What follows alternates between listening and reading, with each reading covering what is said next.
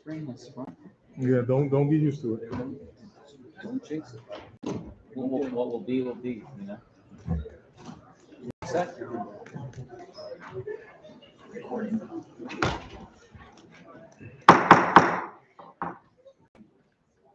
Good evening. I'm calling this meeting to order. We would invite everyone please to take a seat. Thank you for your cooperation. And I will begin by reading the published notice. Aldermanic Notice, New Haven. The Finance Committee will hold a public hearing on Thursday, March 31st, 2026 at 6:00 p.m. in the Aldermanic Chambers, 165 Church Street, New Haven, to hear the following. To hear public testimony concerning the mayor's annual budget for the fiscal year 2026-2027. A workshop to review portions of the annual city budgets proposed for the fiscal year commencing on July 1st, 2026. The following city departments will be heard. Persons with disabilities, police services, fire services, parks department, public works department. These items are filed with the city clerk and may be inspected at room 202, 200 Orange Street, New Haven. Per order, the Honorable Adam Marchand, Chair, attest Michael Smart, City Clerk. If you need a disability-related accommodation, please call 3 business days in advance at 203-946-7651 votes or 203-946-8582 ATY. Public comment or testimony may be also submitted via email to publictestimony@newhavenct.gov before 2:00 p.m. on the day of the meeting. Meeting can be viewed on Board of Alders YouTube page. We will now have introductions of committee members starting to my right. Richard Furlow, Ward 27. Yvette Hamilton, Ward 24. Alder Sal Punzo, Ward 17. Adam Marchand, Ward 25, Chair. Brian Wingate, Ward 29, Beaver Hills. Good evening, chairs. Evelyn Rodriguez, Ward 4. Leland Moore, Ward 18. Taisha Walker Myers, Ward 23. Okay, so thank you everyone for being here. This meeting is essentially in 2 parts.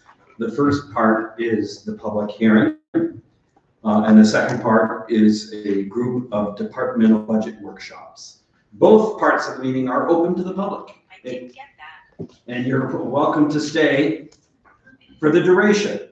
Although I tell you, it may be pretty late into the evening. But the first part of the meeting is the public hearing portion of the meeting. I have a list here of folks who signed up to testify this evening. We'll go in the order in which people signed up. When members of the public approach the committee table, we would ask you, when you arrive and sit down, please to give us your name and address for the record, and then you will have 3 minutes to testify on the mayor's proposed budget. That's 3 minutes. That's 180 seconds. My vice chair, Alder Punzo, will be letting you know when your time is almost up. And then we'll ask you, once the 3 minutes are up, please to wrap up your comments. If you have a written copy of what you're saying, we would invite, after you give your testimony to us, we would invite you to give it to our fiscal analyst, Mr. Don Hayden, who's sitting right here. He's raising his hand. So if you have a written copy that you would like to give to us, you can give it to Don Hayden after you speak with us. So all of us have cell phones nowadays. Some of us might have pagers or walkie-talkies or other devices that can make noise. Please turn them off, or at least on silent mode. I'm sure you have very interesting ringtones. We don't want to hear them. We would like proceedings to not be interrupted by those kinds of noises. If you need to have a conversation with someone on the phone or in person to person, we would ask you please to take those outside so as to not disrupt our proceedings. Someone gives testimony that you agree with, feel free to hold up your sign or give a thumbs up. We would ask you, please do not clap. That will just cause the meeting to go longer, and we're already going to be here longer than most of you. So, do a snap, give a thumbs up, but we ask folks not to clap or to disrupt our proceedings this evening. We thank you all for being here, and we're going to start with public testimony. Before we do that, let me recognize our colleague, Alder Jeanette Morrison, who has joined us. I also saw somewhere around here Alder Caroline Smith. I will be certain to recognize other elected officials who come to this meeting. So to start, we have Justin Etheridge. After Justin, we'll have Dwayne Banks. Please come forward. So I tell the first person should come and sit down and testify. The second person should be ready. So I'm telling the first person to come forward, and the next person knows that they're going to be next. Name and address for the record, please. Justin Etheridge, 900 Chapel Street. Not yet, sir. You'll be next. The The second person's on deck. First person comes to the plate. You have 2 chairs. The second person would please come forward. And we ask people, if you're wearing a hat or hood, to take it off.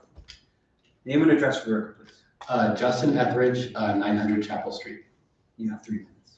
Excellent. Chair, alders in the committee, thank you for allowing me to testify today. My name is Justin Etheridge. I live in Ward 7, and I'm a research analyst at the Office of Policy and Management, the governor's budget agency.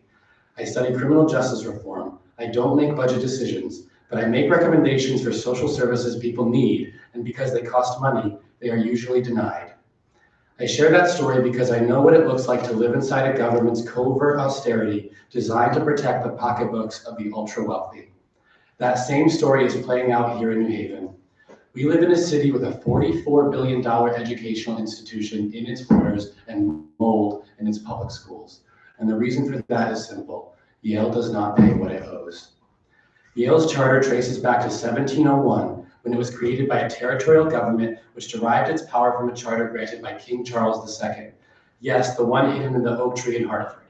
Yale's charter was expanded under King George II, and after he went to war with his grandson, Connecticut finally wrote the charter into its constitution. The Boston Tea Party was 252 years ago, but today in New Haven, royal parchment still dictates our tax policy. Yale holds $4.4 billion of property in this city, equivalent to almost half the value of the rest of the city's $9 billion in taxable property. If they paid the same mill rate as every homeowner and business owner in this city, they would owe $180 million a year. And the city assessor can tell you that for a fact. Instead, they get a royal tax break, and we get a 4 mil tax increase. The mayor is standing there smiling, shaking hands with Yale's president at a podium, and calling the increase of about $5 million historic. Historic. That's half a day of Yale's endowment earnings, actually less than half a day. The new deal would raise the voluntary payment to just around $30 million a year, far less than what they'd owe, and I'd say a pretty good deal for a billionaire institution. And I'm tired of this phrase, voluntary payment. Why doesn't the billionaire in our backyard pay their taxes like everyone else? New Haven Rising has done the math, and what Yale and Yale New Haven Hospital actually owe our city after accounting for state pilot programs and existing contributions is $110 million a year every single year. Now that would be historic. Working people in New Haven are in a crisis, and a cost of living crisis at that. There is no justification, none whatsoever, for raising your taxes right now. And yet the mayor says if all $5 million of the new Yale revenue is put towards a tax increase, it can be lowered to 2.5 mils. Whoopee. No, the mayor's budget now sits on your desk, the Board of Alders. We are asking you to be the voice of the homeowners and business owners in your wards who can't afford a cost increase right now. Yale can. Please tell the mayor this is not enough. Go back to the negotiating table and come back with enough money from Yale to write this tax increase out of the budget. There is no reason Yale should enjoy a royal tax break while our working people pay more in the city. It's time to remember there are no kings in America, and it starts right here in New Haven. Thank you very much. Questions from colleagues? Seeing none, have a good evening. Thank you. Thank you. Dwayne Banks, after Dwayne Banks will be Takira Bell.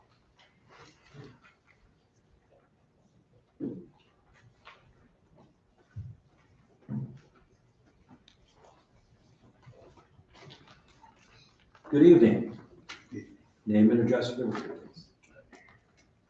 My name is Dwayne Banks. I stay at 886 Dixon Avenue. My name is Dwayne Banks and I live in the Dixville community. I was born and raised in New Haven. Growing up, my family, like too many other families, struggled with food insecurities. I also saw too much violence in our communities firsthand. I have lost friends and families to gun violence and suicide, but we all know violence is just one symptom of our poverty and inequalities. I'm going to ask you to put the paper on the table and to speak into our microphone. Thank you. Yes, sir. All right. We treat each other so unfairly in our communities when we don't have other resources we need.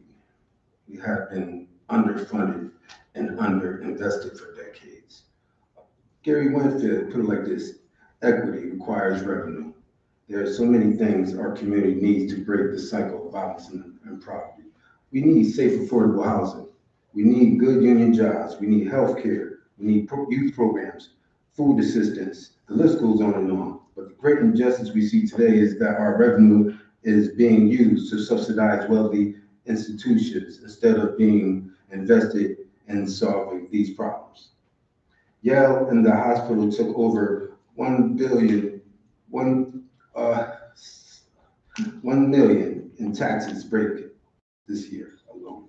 This is the money that can be used to build affordable housing, provide families with security deposits, assistance, yes, expand youth at work, and open more community centers.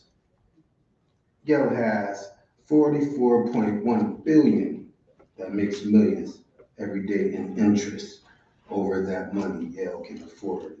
We cannot. We have already lost too many of our young people to violence, too many families to displacement. Thank you for the opportunity. Thank you for your testimony. Any questions from colleagues? Seeing none. Have a good evening, sir. Thank you. So Takira Bell, then Ben Scudder.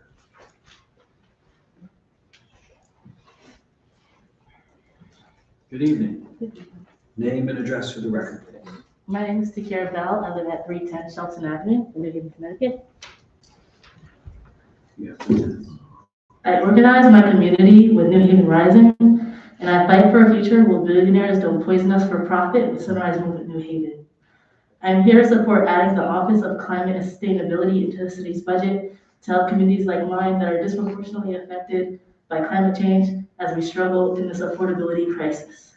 We need to invest in a livable, affordable, sustainable future for this city. I was born here and raised by my single mother with my twin and older brothers. While she worked hard as a nurse and we struggled with housing and food insecurities, I watched the city around me grow while the opportunities for me shrink. I worked hard and did all I could to make sure I had a chance for a bright future.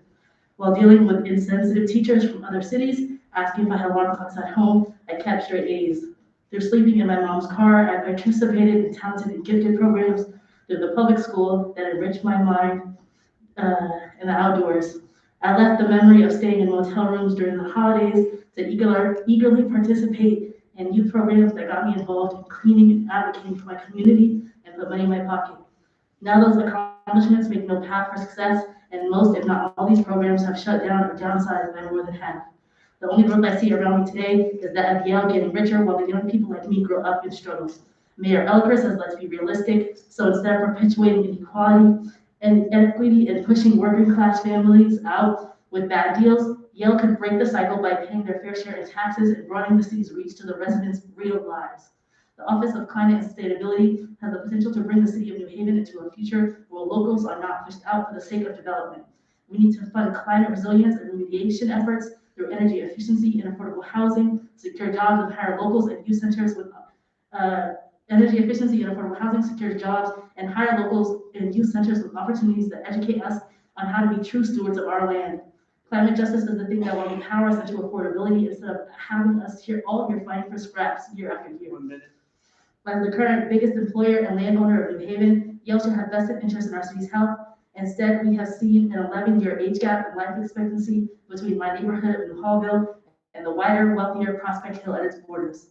If Yale and the hospital paid back the $110 million they took from New Haven this year, families like mine would have more opportunities. We wouldn't be settling for collapsing houses, tight schools with mold, or fighting over insecure low-wage jobs.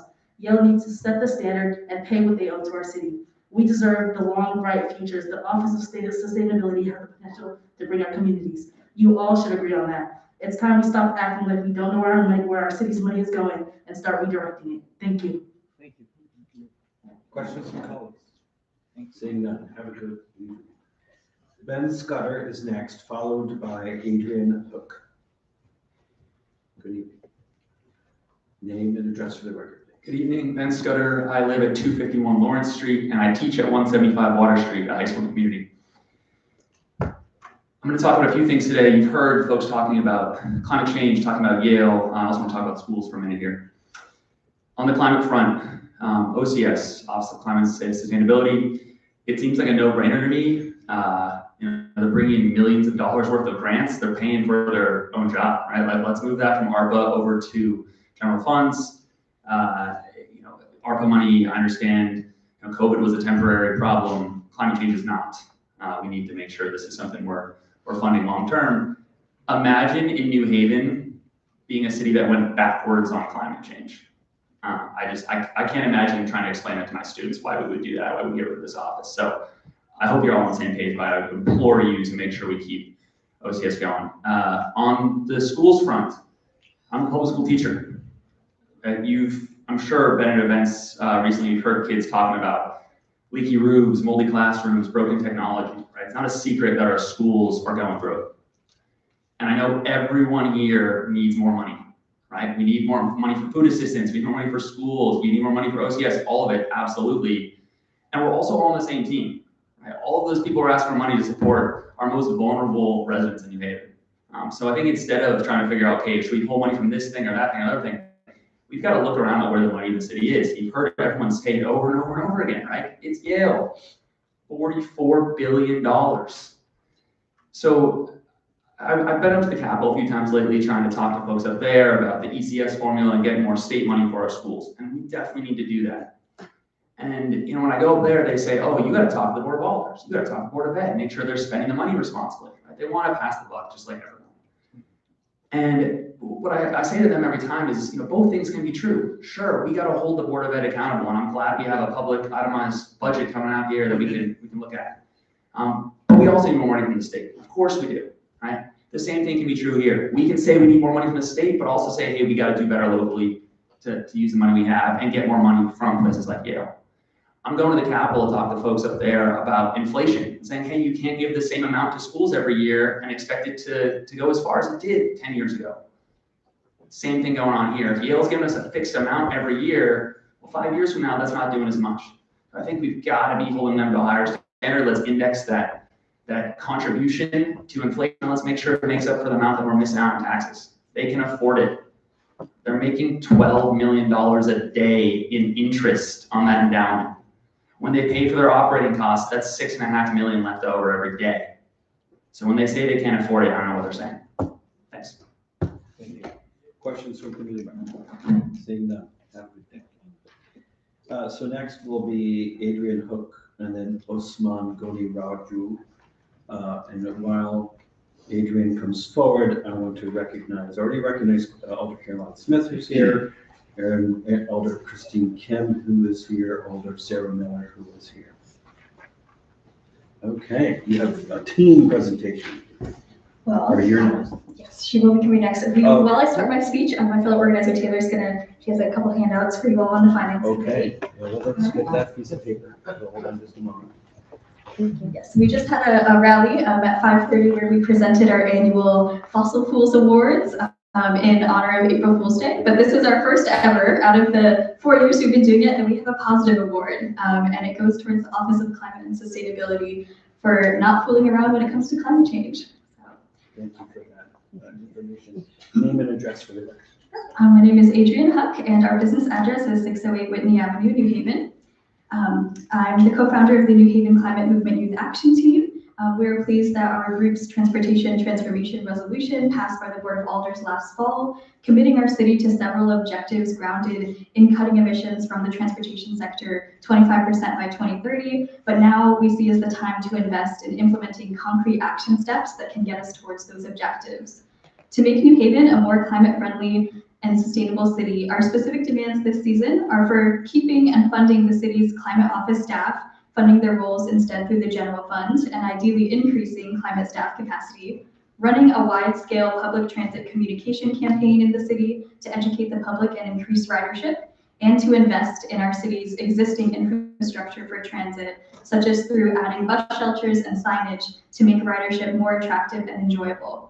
Improving our transportation system and drawing in more ridership is critical to reducing greenhouse gas emissions, improving affordability for residents and commuters, and making our streets safer. 30% of households in New Haven do not own a car. And for those that do, a car is an estimated expense of $12,000 per year in Connecticut. Making our city less car-centric is key to helping our city's poorest residents, but also anyone who chooses not to drive. New Haven can achieve safer streets for people who are already engaging in alternative transportation, better promote the plethora of transit options that we have available, and increase capacity for transportation planning and engineering efforts. Especially with bus rapid transit on the horizon for the city, it's the perfect time for New Haven to boost equity by investing in promoting sustainable transit and our existing bus system to pave the way for a better city. We at NHCM are also concerned about the future of the Office of Climate and Sustainability, as the ARPA funding that had been used to fund it will no longer be available after the end of 2026. We've had the pleasure of having a great working relationship with Executive Director Steve Winter over the last 4 years, and even before that when he served as an alder.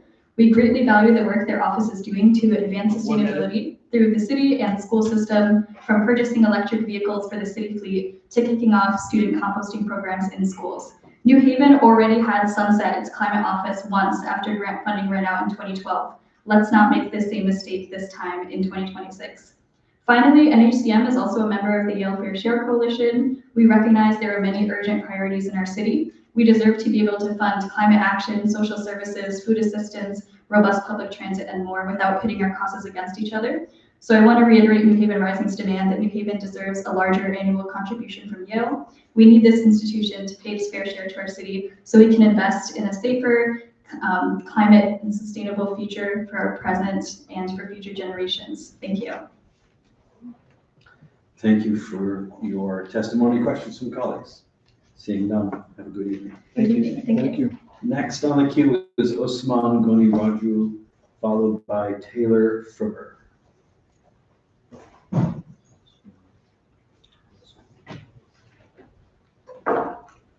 Good evening. Good evening, Council. Name and address for the record. Osman Goni Raju, 262 Bradley Street. Okay, you have 3 minutes. Thank you. Good evening, members of the council. My name is Osman Goni Raju, and I am a volunteer of New Haven Climate Movement.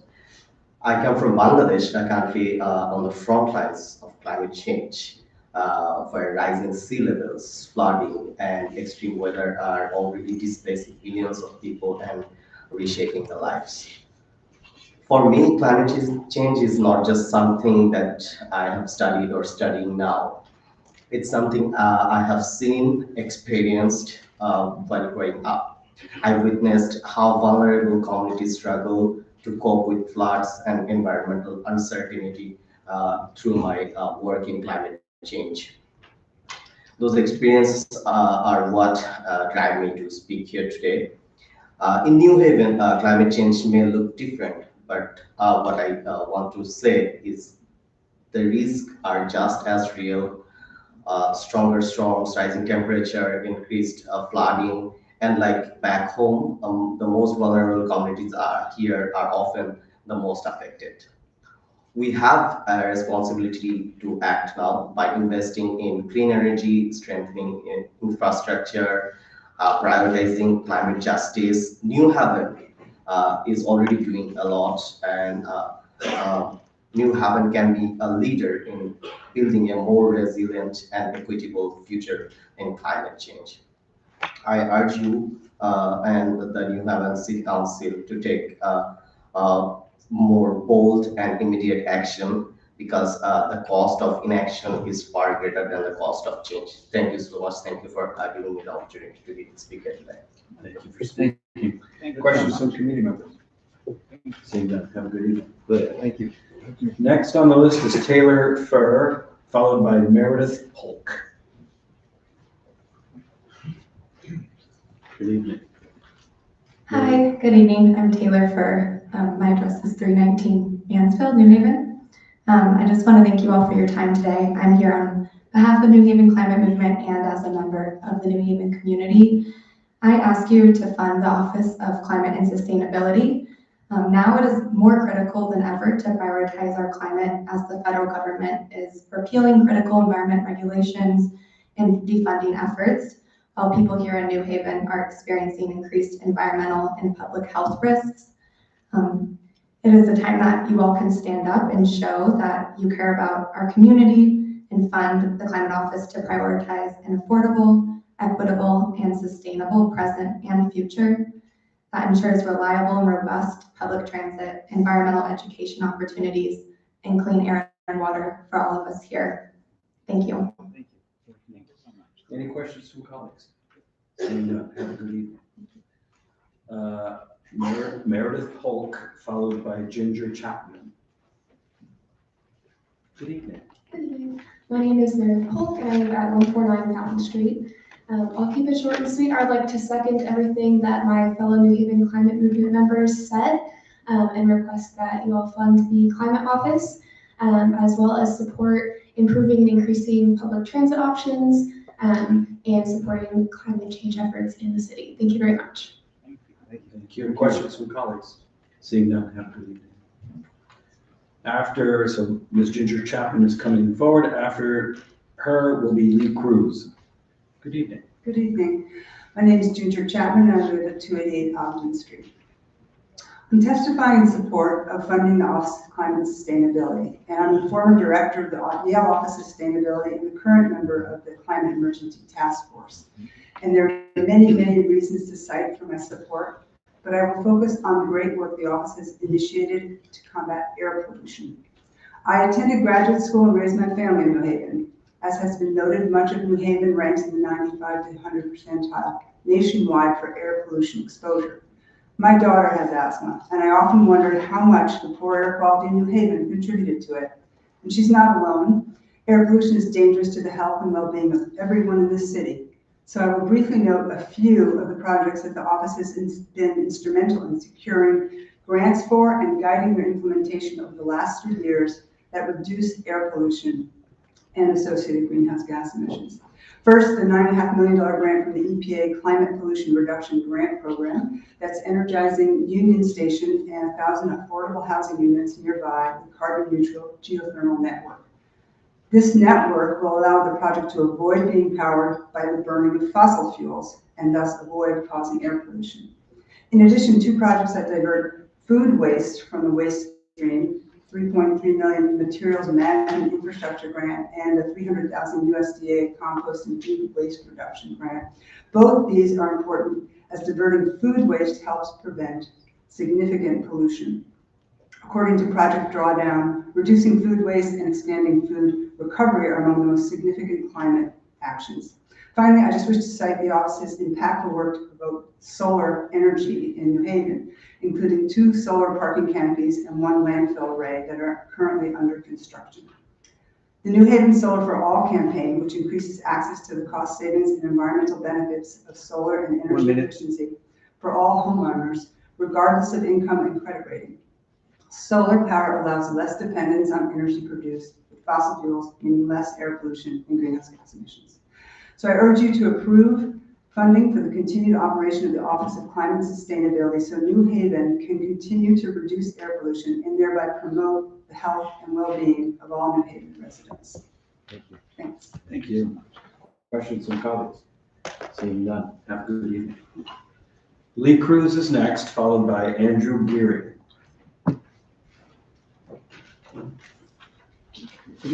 The city some money, brought copies for you all. Oh, thank you. So we have paper. Good evening, everyone. Good evening. There you go. Name and address for the record, please. Do that right now. Your Chairman Marchand, Vice Chair Punzo, and honorable members of the New Haven Board of Alders Finance Committee.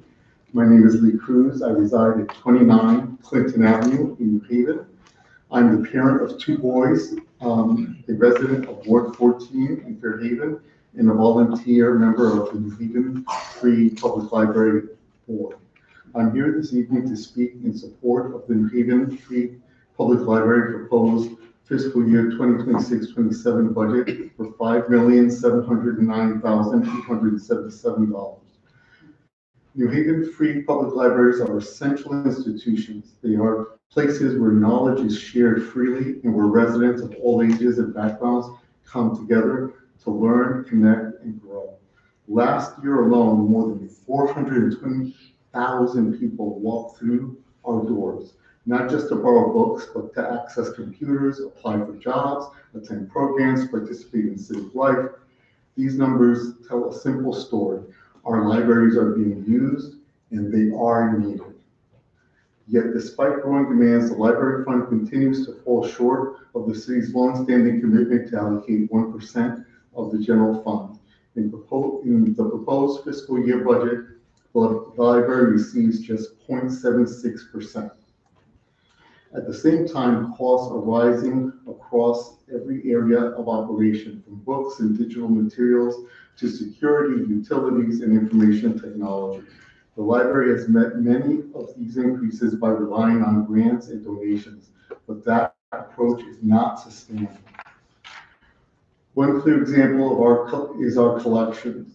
The library is requesting a modest $25,000 increase for books and digital materials to keep pace with inflation and rising demands, particularly for ebooks and audiobooks. 1 minute.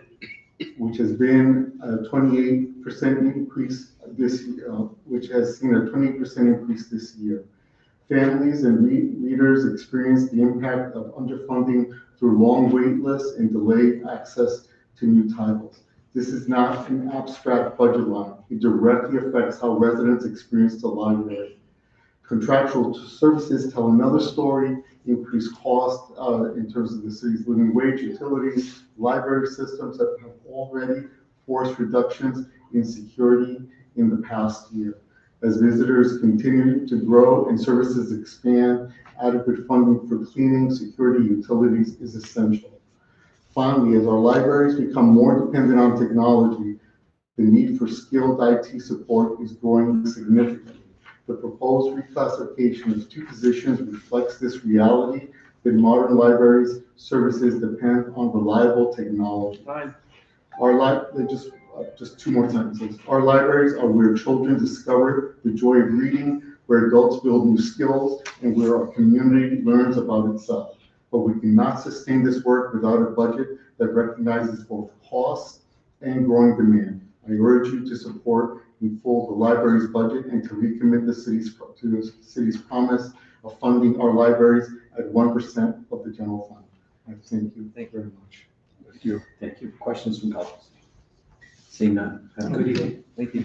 Thank you. Andrew Gearing is next, followed by Alicia Santilli.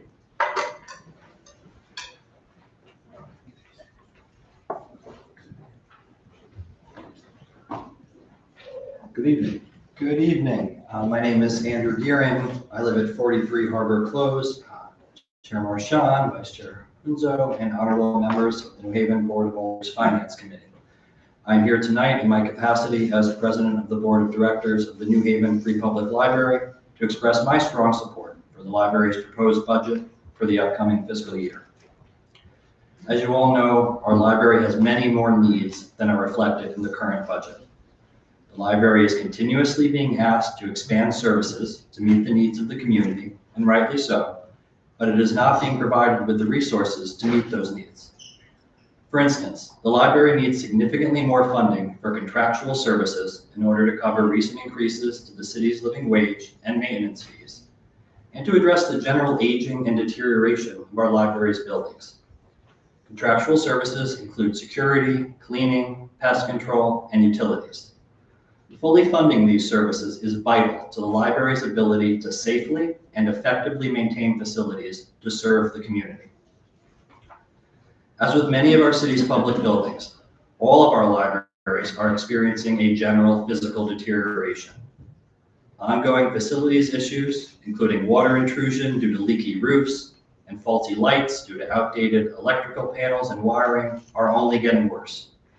These issues tend to discourage visitors, especially families.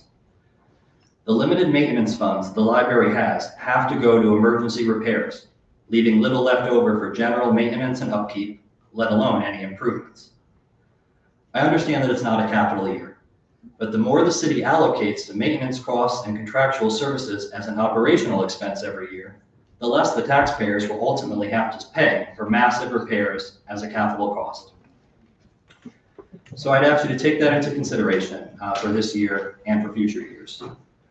Our public library stands as a cornerstone of our city. It is an indispensable asset that enriches the lives of all of our residents.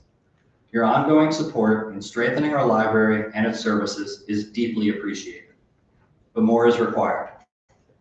Thank you for your time and attention and for all that you do for the people of New Haven. Thank you. Thank you. Questions from colleagues? Seeing none, have a good evening. Good evening. So Alicia Santilli is next, followed by Steve Werlin.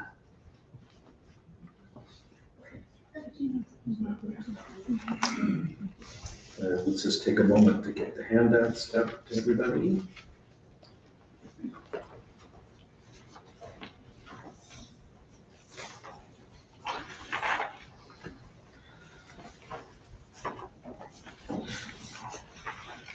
This won't count towards your 3 minutes.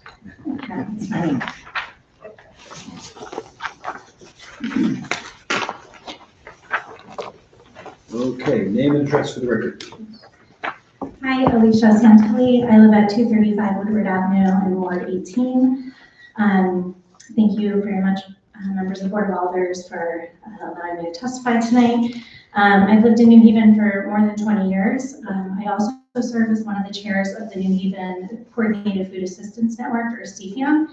On behalf of CFAN, I'm here to request that the Board of Alders restore funding for food assistance programs with an annual commitment of $500,000.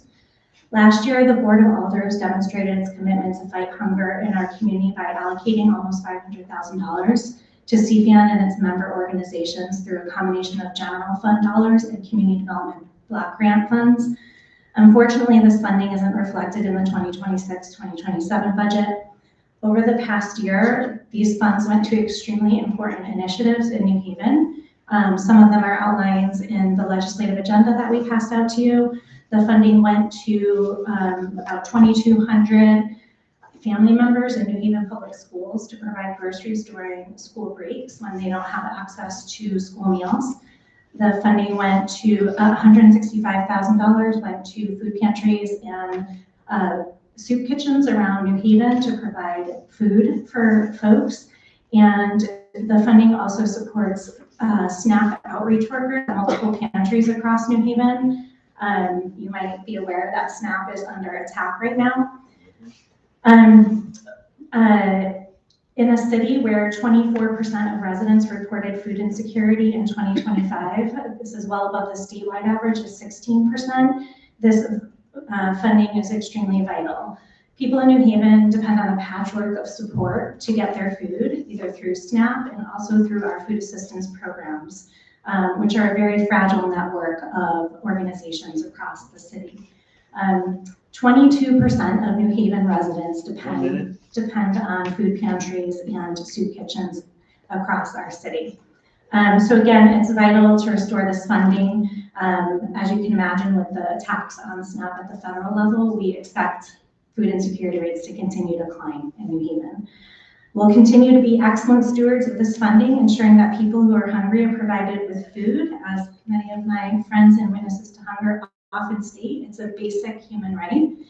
Thank you very much for the opportunity to testify tonight. Thank you. Questions from colleagues? Have a good evening. Thank you. Steve Werlin is next, followed by Susan Harris. Good evening. Steve Werlin, 24 Alden Avenue, New Haven. And I work at 266 State Street for Downtown Evening Soup Kitchen, where I have the pleasure of serving as the executive director. Just to reiterate, thank you all for being here. I know these are late nights and very much appreciate the amount of time you all take and staying here with me tonight. To begin, a bit of a confession to make. I don't really want to be here tonight. I do love talking about what we do. I love talking about food assistance. I love talking about the state of the problems so that you know about it and can use that information. But what I mean is, I wish we were up in Hartford. I wish that all of us were together making this case for funding up in Hartford. We do an awful lot in New Haven. The city of New Haven does a lot for social services for basic needs. I'm sure some of you have heard before that the mayor likes to talk about how general funds, we give more money to homelessness services than any other city in Connecticut. And last year, as Alicia just mentioned, we gave almost $500,000 in general funds and CDBG funding to food assistance. And also, as Alicia mentioned, that money was not included in the mayor's proposed budget for fiscal 27. Obviously, I want to see that money go back into the budget. And I say that for two reasons. There are actually many reasons, but for two reasons in the short time I have tonight. The first is that's real money. That actually really does help. And I know it's a small amount compared to the amount of money that is being spent throughout the city, but it makes a huge difference for community-based organizations that are feeding people on the ground. But the other reason is it's an important statement. It's a statement of confidence in the organizations that are doing this work on the ground, but it's also a statement to our state legislature. Members of the General Assembly, when they see that New Haven is doing their part, they may be more inclined to follow us when we go up there and advocate. My hope is that next year, I'm not here. I don't want to have to keep coming back year after year and making the argument. I want to see a stable budget line for food assistance in our budget so that all of us, rather than spending the time here, can actually be up in Hartford making the case to the state, which does have a lot more money that they can put toward food assistance. Thank you very much. I don't have more time to go into this tonight, but I do want to have this conversation with you more. So I'm going to leave some cards. I'd love to hear from you and talk about it. Thank you. Thank you. Questions from colleagues? Seeing none, thank you for your testimony. Susan Harris is next, followed by Larice Parent. Good evening. Good evening. Name and address the record. Susan Harris, 10 Springside Avenue, Apartment 1. Good evening, honorable members of the Board of Alders Finance Committee. I'm here to support and request the restoration of funding to the existing food assistance programs in New Haven with an annual commitment of $500,000. With the passage of HR 1 last year, our immigrant and refugee communities have been left without access to SNAP benefits. The expanded 80-hour per month work requirements for able-bodied recipients will make maintaining their SNAP benefits very difficult for many. Add to that the increased food prices of gas and other consumer goods that will put more strain on an already tightly stretched budget. As inflation increases food prices, more low-income and vulnerable households will be relying on food assistance providers to help fill the gap. Our CFAN partners are also dealing with the rising food prices, as well as more expenses to transport the food they purchase. Every day there are more neighbors in need. We are asking the city to invest in our food assistance program, which, bless you, feed 37% of the New Haven population and currently costs more than $3.5 million annually. CFAN's legislative agenda outlines the many programs that have benefited from the allocation we received last year, which also benefits our communities. We want to continue to serve our communities. These are your communities too. This funding is needed now more than ever because food is a right, not a privilege. Thank you for your time. Thank you. Thank you, ma'am. Perfect. Questions from colleagues? Seeing none, have a good evening. You too. Larice Grant, I think that's a G, Grant, and then Kim Hart. Good evening. Good evening. Phyllis Grant, Executive Director of Wilson Fishes, located at 57 Olive Street. Honorable members of the Board of Alders, I want to thank you for your time tonight. I don't want to take too much of your time. I just want to tell you, as the Executive Director of a food pantry in New Haven, how hard it is to see families on Saturday morning at 6:30 waiting for me to open the door when we don't open until 8:30 in the morning. We really appreciate the fact that you saw us and you heard us last year and included us in your budget, but we really need you to put the $500,000 back into the food pantries and food assistance programs in New Haven. 39% of adults with children reported running out of food in the past year. It's hard for parents. They're doing all they can. Many times people are asking me, can I get to the front of the line on a Saturday morning? Because I still have to go to work. They have to get to work by 9 o'clock on a Saturday morning. They're panicked at 6:30, trying to get to the front of the line because they need to have food supplies for their families and still have to leave there after standing in line for an hour to get food and get back home and get off to work. We need your help. We can't do this by ourselves. It's hard to make ends meet for a lot of people. You know, gas is rising, food costs is rising, but for our families in New Haven, especially the people that have children, they deserve to have the resources that they need to make ends meet. We ask you to please include money in the budget for us this year and follow in subsequent years, because the work we do is just supposed to be kind of filling the gap. We can't depend on the federal government right now to make sure that SNAP is there all the time. We've seen the fluctuations. March 1st, when the food stamp program changed, our pantry saw 355 people come in the door for food. We haven't seen 355 people come in the door for food in quite a long time. Thank you. We also, are all sending out bags for people that are terrified to come to us, and people that no longer have SNAP assistance because they were immigrants that had the assistance and then they got taken off the program. We need your help. Thank you for your time. Thank you. Thank you.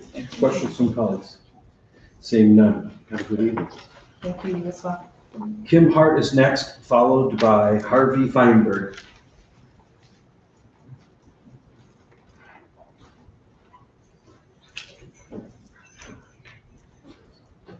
Good evening, Finance Committee. Good evening.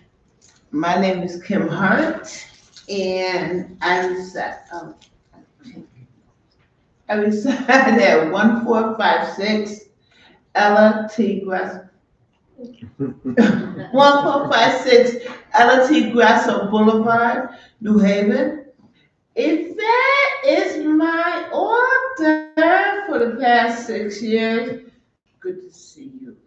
Okay, now, I'm here to request food, assist for you guys to continue to fund the CFAN initiative. First of all, in our supervision is worth a pound of cure. Did I say it right? Yeah. Okay, I said it right. Okay, good. All right, yeah. So now if I am in line, I am in line at food pantries at least once a week, sometimes twice a week, right? I do receive SNAP. Is that enough? I have a 24-year-old son who can eat like nobody's business. We need to fund these food pantries because my SNAP benefits aren't enough, because of this federal administration, I'm not calling his name, the federal administration Now I have to pay for my medication. I gotta pay for my medication now. Well, I gotta pay my medication. My landlord already told me that my rent is going up because of the water thing, the taxes on water or something. She says, Kim, be on the lookout. Your rent is gonna rise. She's not gonna eat that expense. We have to eat it. We should not have to be worried about where we get our food. Because you know what? Because one more point, and I understand 1 minute, but one more point is that, the health disparities is horrible between the haves and the have. It's horrible.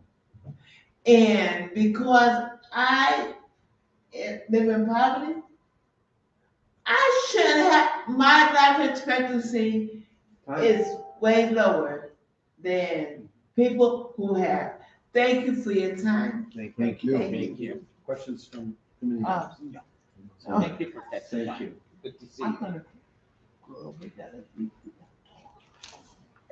Thank you. Thank Ms. you. Hart. Thank you. So next will be Harvey Feinberg, followed by Andrew Zielinski.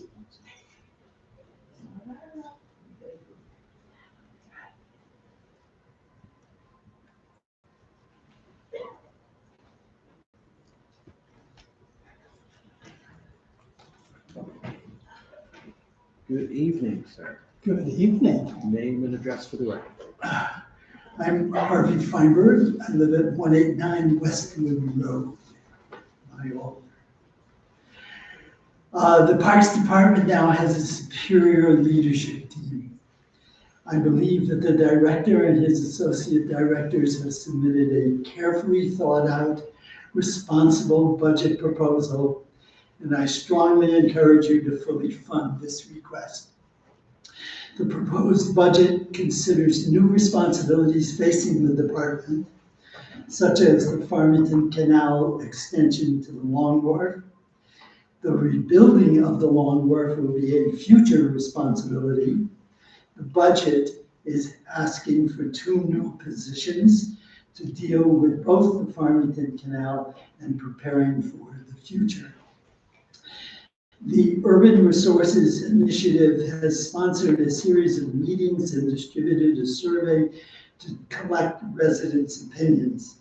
The #1 citizen priority by far is the elimination of litter, a labor-intensive job.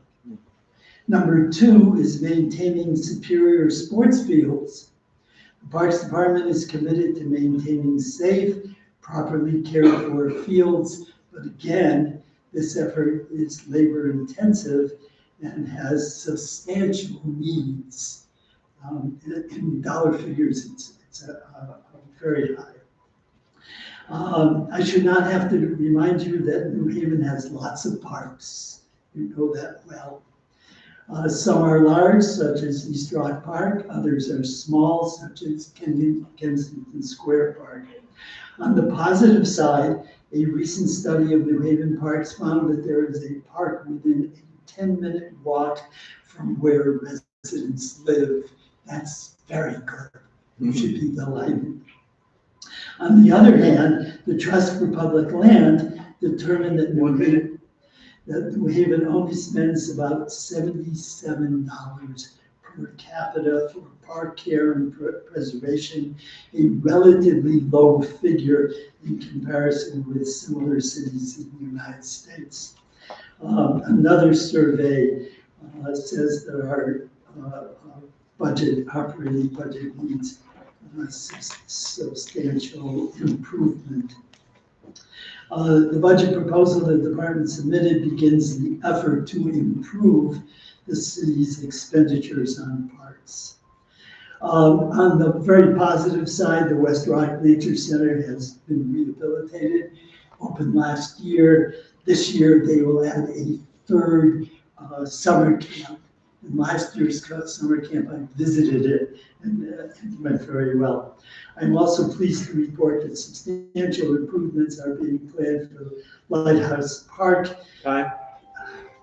A little bit more, in addition to the really neat new playground for the kids. Go out there, you will love it. Okay, so the main point is the budget needs your support, as is including those two new positions in order for the Parks Department to do its job well. That's the key thing. Thank you. Thank you. Questions from colleagues? Seeing none. Thank you Have for a good evening. You're welcome. So Andrew Zielinski is next, followed by Alex Rockman. Good evening. Thank you, Board of Alders, for taking the time to hear us. My name is Andrew Zielinski, 84 Nickel Street, and I serve on the board of the Urban Resources Initiative, and I'm here on behalf of the board to share our support for the continuation of funding for the city's Office of Climate and Sustainability. For anyone who may not know the work of URI, we're a nonprofit partnership dedicated to empowering and supporting communities throughout New Haven in restoration, stewardship, and enjoyment of New Haven's green spaces and urban canopy. Through URI's Tree Ambassador program in partnership with local schools, friends groups, and other community organizations, URI has helped plant over 13,000 trees and continues to partner with the city to meet ambitious annual planting goals of 500 to 1,000 trees each year. The trees URI plants bring numerous and measurable benefits to the city and its neighborhoods, especially as the effects of climate change become increasingly pronounced. Trees play a significant role in reducing the urban heat island effect. According to the US EPA, these combined effects can reduce peak summer air temperatures by approximately 2 to 5 degrees Celsius or nearly 10 degrees Fahrenheit.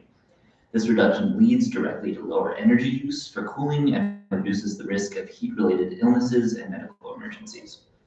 In addition, trees considerably improve air quality, reduce runoff and flooding risks during intense storms, and play a vital role in carbon sequestration, removing carbon dioxide from the atmosphere and serving to mitigate rising greenhouse concentrations and limit the further effects of future climate change. However, just as important as what trees do is where they are planted. The impacts of climate change are felt most acutely in neighborhoods that have experienced historic underinvestment, where tree canopy and access to green space are more limited. URI's work helps to address these disparities by focusing on expanding canopy coverage and improving access to green space, specifically in historically underserved communities. This work depends not only on implementation, but on coordination. The city's Office of Climate and Sustainability has been instrumental in that coordination, serving as a knowledgeable and highly connected partner across city departments and community initiatives. URI's Executive Director, Colleen Murphy-Dunning, has said that URI staff routinely partner with the Office of Climate and Sustainability, that Steve Winter, the director, meets monthly with URI and Parks staff to brainstorm, and that his broad knowledge of other city efforts has helped to develop valuable synergies between projects and departments. That kind of coordination is essential. It ensures that this work is not fragmented but aligned, that resources are used efficiently, and efforts across the city build on one another rather than operate in isolation. For that reason, it is essential that the city continue to fund this office. Investing in the Office of Climate and Sustainability means preserving the coordination, expertise, and momentum required to address the global challenge at the local level. It means continuing to make progress on climate resilience, public health, and environmental policy. In the face, can I finish just a second? In the face of a growing climate crisis that is only accelerating, we cannot afford to take a step backward. Maintaining momentum is not optional, it is needed. And that is why I and URI urge you to support funding that office. Thank you. Thank you. Thank you. Questions from committee members? Seeing none, thank you. Alex Rockman, followed by Stephanie Ingraldi. Hi. Hello. Good evening. My name is Alex Rockman and I live at 76 Mechanic Street. I am the program administrator at the Yale Center on Climate Change and Health. And I'm here today to urge you to approve continued funding for the Office of Climate and Sustainability as ARPA funding expires at the end of this year. My colleagues and I have made the data clear through our recent research with the residents of New Haven's Dwight neighborhood. In a survey of 270 respondents, more than 75% of residents identified extreme heat as a major concern. Nearly 50% reported that their homes become dangerously hot during summer months. 70% of residents reported experiencing physical symptoms on hot days, such as dizziness, fatigue, headaches, and nausea. 40% of residents do not have access to air conditioning, and the many who do can't even afford to use it due to high energy costs. At the same time, cooling centers in New Haven, which are a top solution mentioned by our survey respondents, are often beyond a safe walking distance for children and the elderly to get to. And in some neighborhoods like Dwight, they don't even exist at all. So this is the reality, or the lived reality of your constituents, and they are a direct result of systemic inequities that have gone unaddressed for far too long. The Office of Climate and Sustainability exists to address these challenges. Since its establishment in 2019, it's launched initiatives such as Electrify New Haven, partnered with Posigen on the New Haven Solar for All campaign, and supported the Climate Justice School program. And so much more. So its work supports energy efficiency, electrification, and resilience programs that directly reduce these health risks and improve quality of life for all New Haven residents. So at a time when federal funding and support is uncertain and increasingly hostile around climate change solutions, local leadership and commitment are crucial and more important than ever. This decision is not simply budgetary, it's about the health, safety, dignity, and resilience of New Haven residents. We must recognize this dire need and honor the promised commitment to the community. Please fund and retain the Office of Climate and Sustainability. Keep it running. The people of this city are counting on your leadership. Thank you for your time. Thank you. Thank you. Questions from committee members? Seeing none, have a good evening. Stephanie Ingraldi, followed by Abby Roth.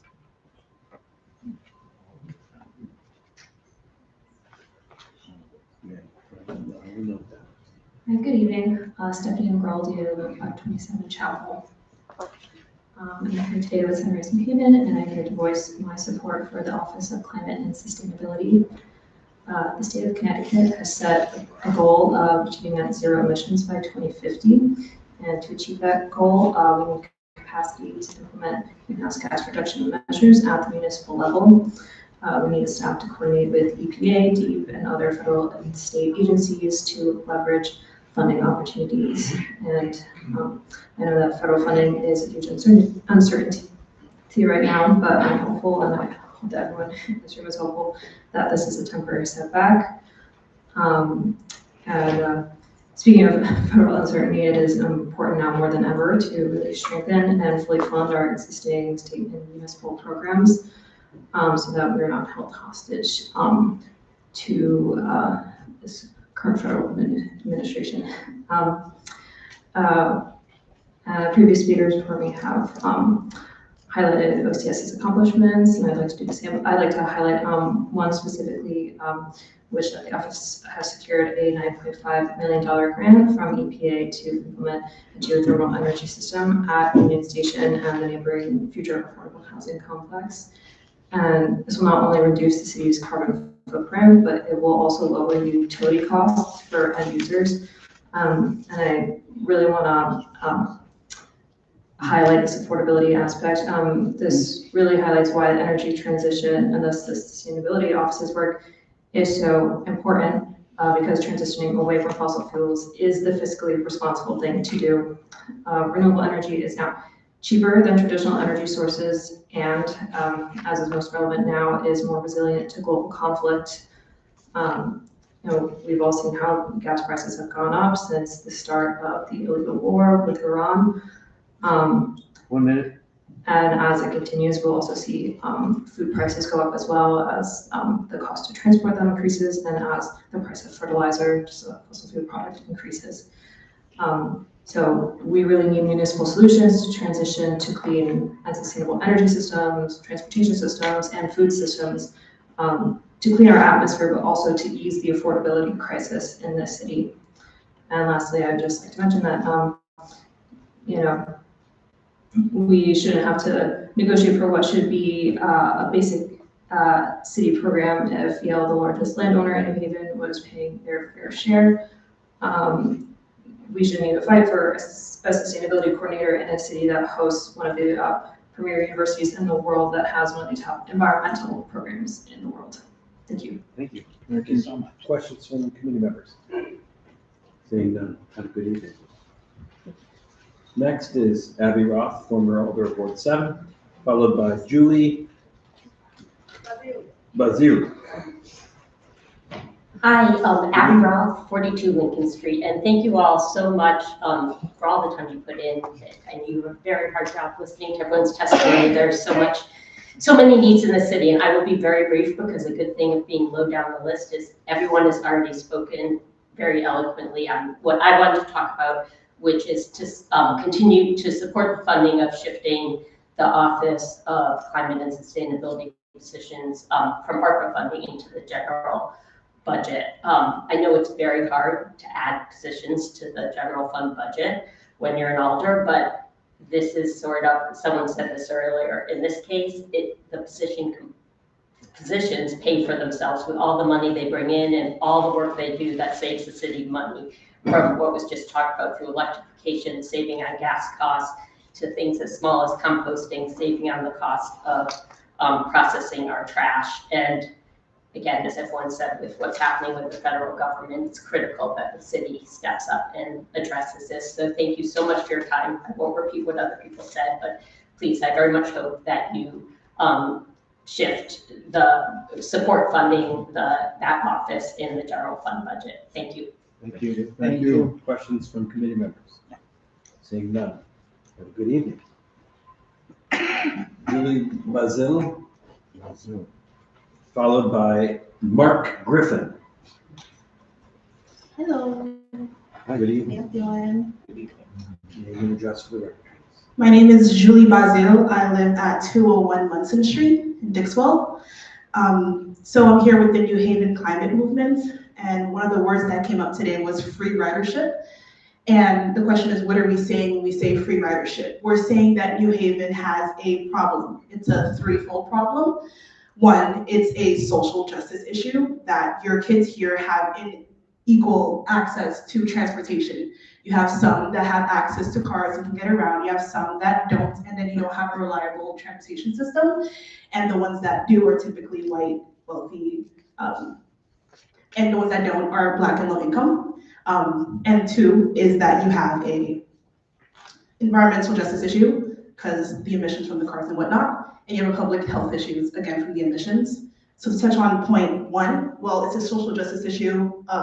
Getting around transportation is a life changer. I started working at 13 in Brooklyn, and that was because I had access to the MTA. I'm from Brooklyn. And so Brooklyn gets to brag about me. You do not get to brag about how you're able to get your low-income Black students or youth to a place where I'm here and I'm a Yale student. I'm not seeing that opportunity available to your kids. So I would just flag that. And also too, it's an environmental issue. So the more cars you have on the street, the more car emissions you have in the air. That CO2 is a greenhouse gas, global warming. I mean, there's a place to start here, and it's with less cars on the road and more transportation. I think that's an easy place to start, and everyone can get behind it. It's like a non-partisan issue. And then lastly is the public health issue. I heard earlier that like your low-income Black and brown population is has 11 years off their life compared to your white and wealthy. I mean, that's a crazy number. It's super sad.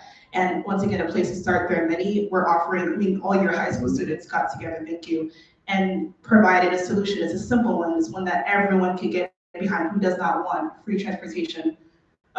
So like I said, it's a three-pronged issue. It's one solution. It's a place to start. It's not the end all be all, but I mean, once again, it's a place to start.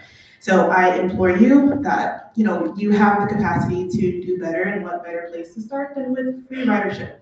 Thank you for your time. Thank you. Thank you. Guys. Questions from the committee members? Yeah, thank you. Mark Griffin is next. After him will be Cheryl Robb. Ray. Good evening, Board of Alderman.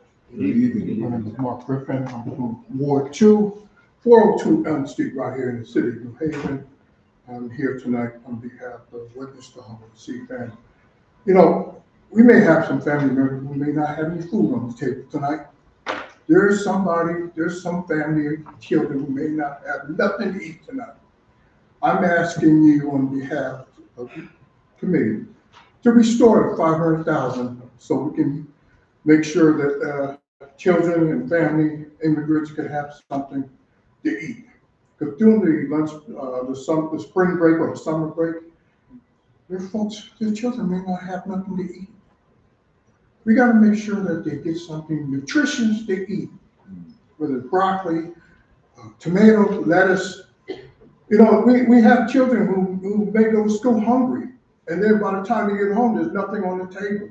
How important to have nutritious food, you know, for these children and family. It's really important because ever since March 1st, everything changed. The game had changed, and some family and elderly lost their SNAP.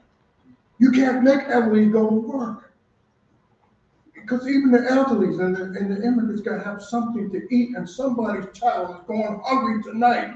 How important that I'm asking that all this will be restored, that money, so we keep this summer school break lunch going. It's really important. You would not want your niece or your nephew, your child to go hungry tonight or any other day. How important? It's really important. It's really important to have nutritionists. So I'm here to ask you, please restore the $500,000 so families don't have to go hungry. And during the school break, we're able to bag them healthy food and pass it out to these families. So I'm asking you for that. Thank you. Thank you. Questions from committee members? Have a good evening, sir. Cheryl Rabe, followed by Lauren Anderson.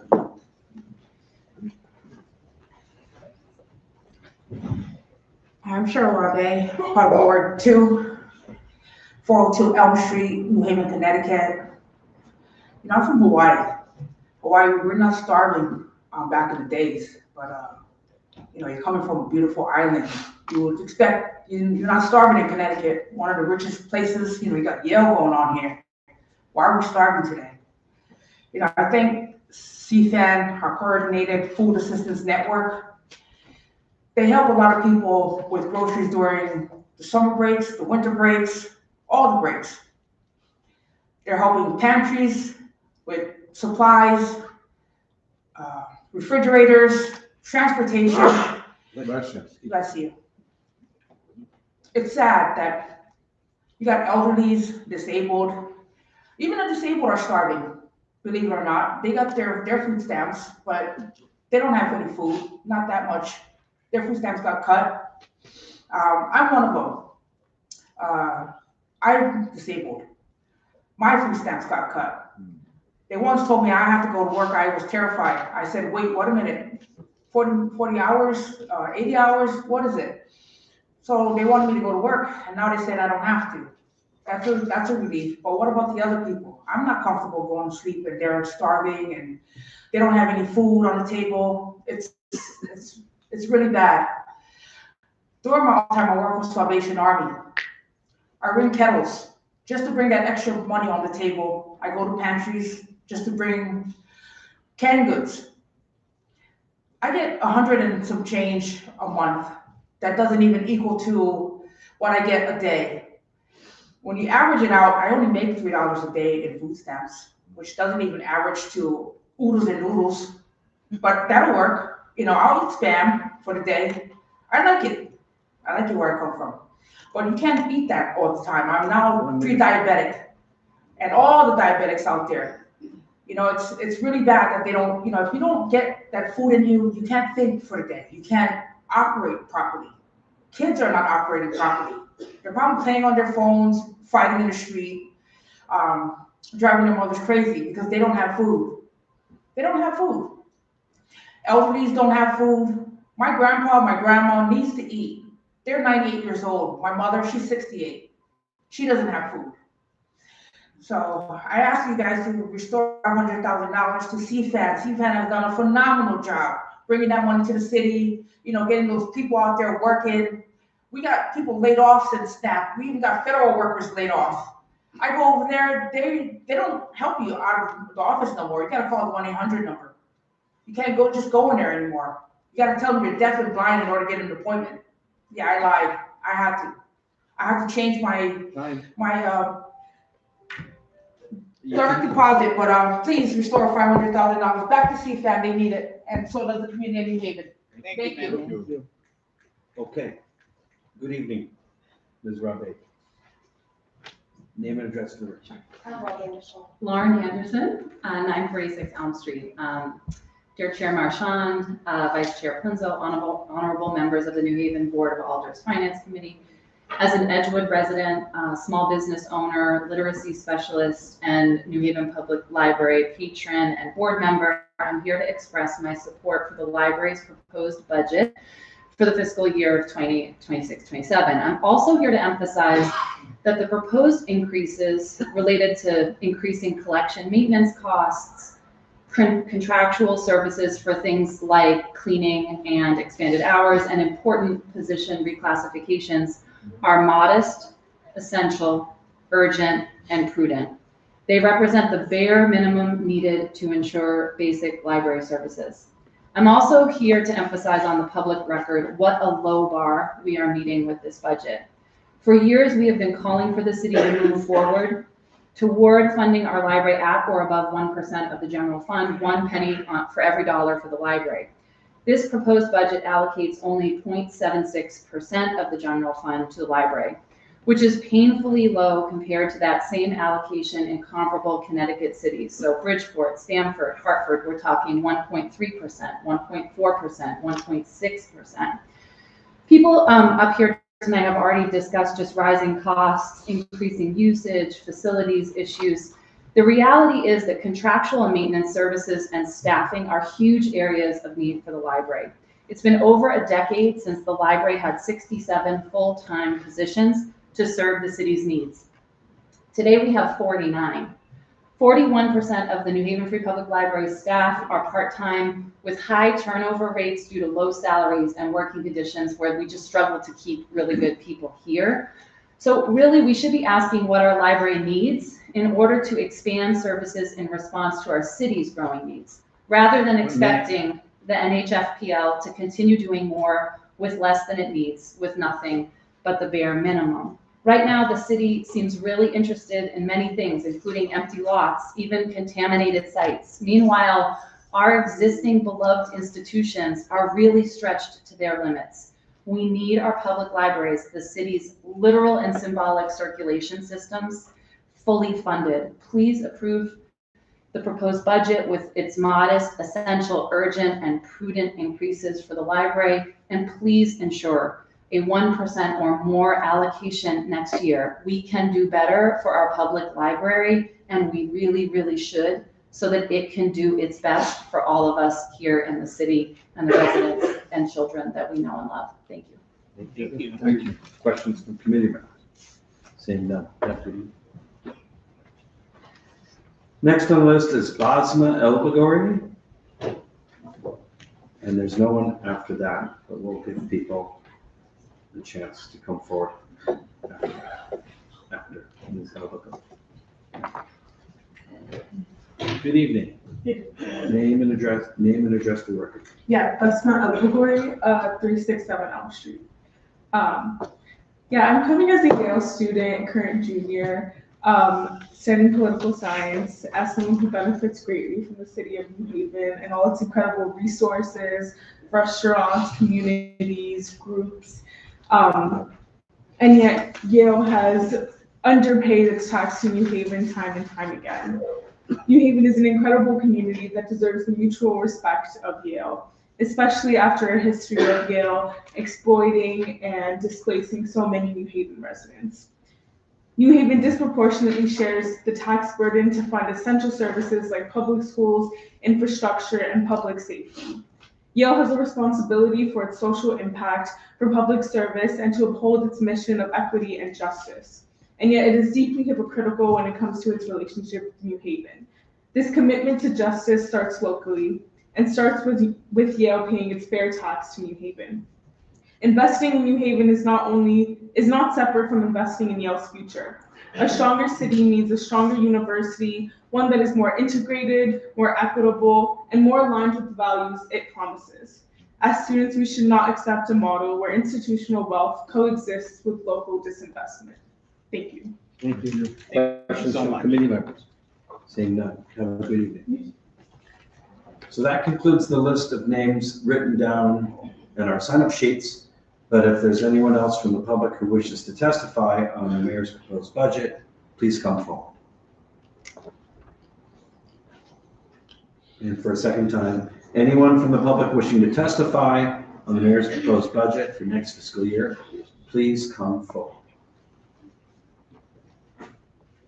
And for a third time, anyone wishing to testify on the mayor's proposed budget, please come forward.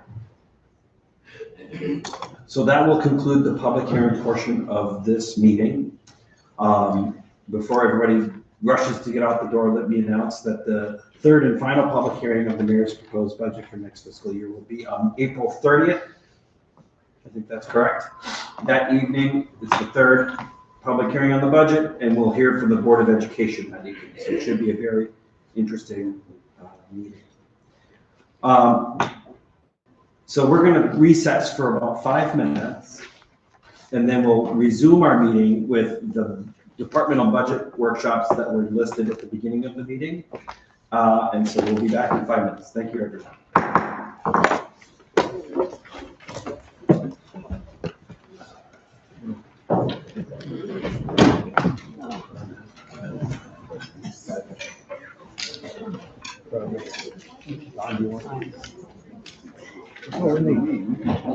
No, I know this is. Happening. You don't go to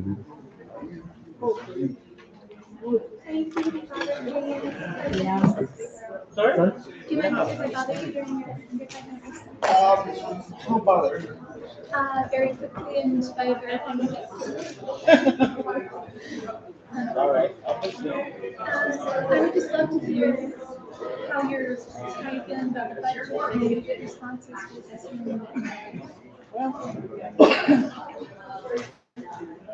Not speaking as a board member, I'm speaking as a resident of City of New Haven. I believe in climate. Our environment is very important to me. As a right, I live in a good neighborhood. Yes, I am very concerned about climate change and clean air, the asthma rate, combination of stuff. So I'm not speaking as a member of finance. I'm speaking as a resident. One need to be cognizant of our environment. It's important to me personally as a person. It's not about the board of alders or it's just as a resident, a taxpayer, a resident that's lived here for 50 years. So climate change.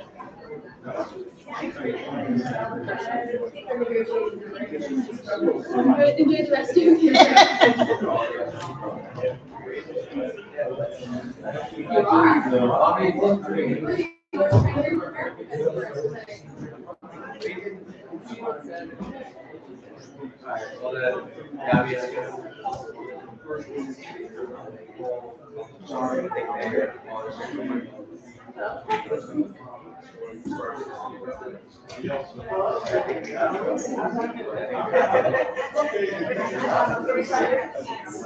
How are you?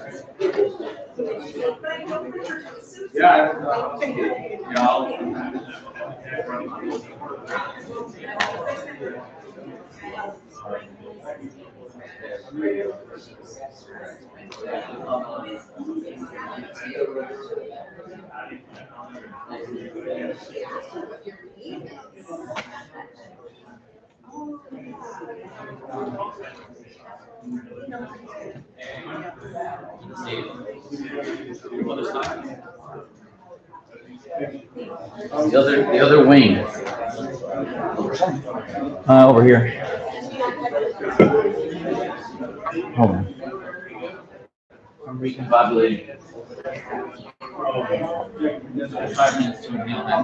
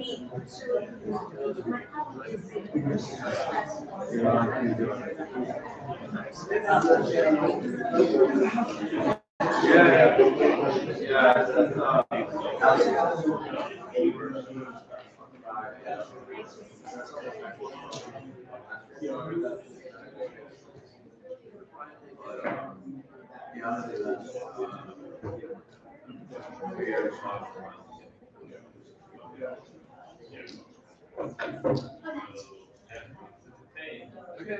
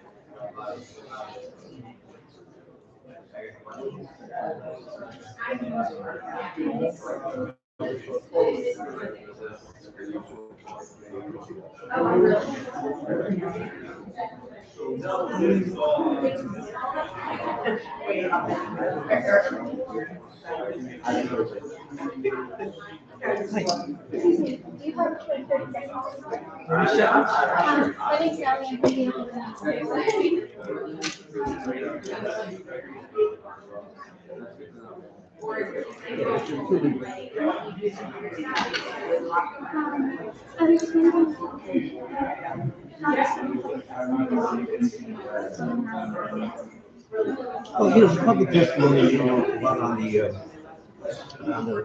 C-SPAN, which I think is very good. You know, I witnessed Saturday morning over by Olive Chapel. Fishes and I can't think of the name of it, but I see the lines at 7:38. There's a lot of need out there. For me, that's one of the really important things that we really have to look at.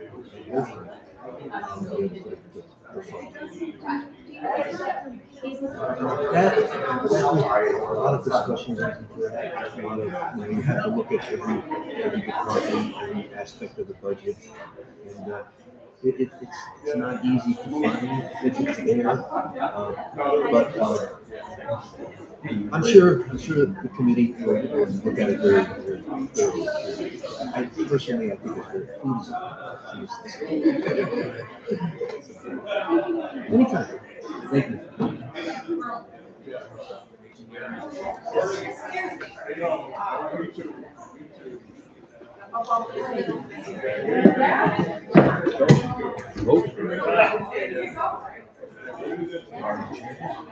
That chair's out of order.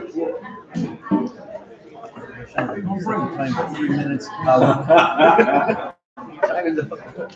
Unfortunately, you can't do that. Looks like somebody came out and gave us paperwork. Yes. We're gonna do that. I thought that's what you said. I'm gonna grab some more participation. Public works. I'm not coming. Then I'll do disabilities and public works, and then maybe start. What's that? We're staying with us. Yeah, bye, Dave. What else you think you want to? Is that done? Are we ready? Is that thing going? Is that still going? Yeah, it's on. Okay. Good evening. We're back in session. Thank you, everyone, for being here. As I mentioned before, the public hearing portion of tonight's meeting is over, but now we will do departmental budget workshops. And everyone is welcome to stay. There'll be just a slight change in the sequence. We'll begin, of course, with persons with disabilities. Then we'll hear from Public Works, and then we'll proceed with the rest of the list: police, fire, and parks. So it'll be persons with disabilities, then Public Works, and then the rest of the departments in the published order. So without further ado, let's hear from the Department of Services for Persons with Disabilities. Where's the way? Come on.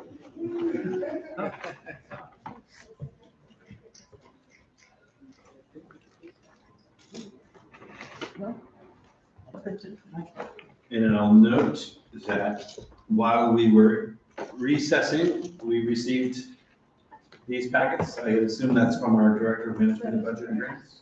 Okay. And I'm glad to report that it also has page numbers, so it's a wonderful thing. Okay.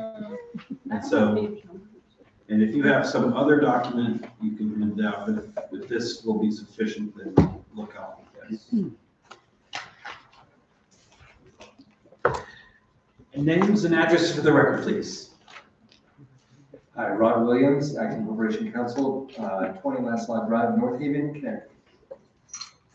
Gretchen Knopf, Director of Department of Services for Persons with Disabilities, 228 Mile Creek Road, Old Lyme, Connecticut.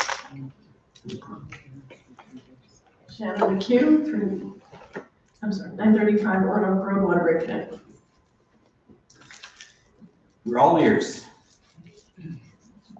Well, I wasn't really sure what everybody wanted to hear because it keeps changing, but first of all, my budget is exactly the same as last year. It's level funded.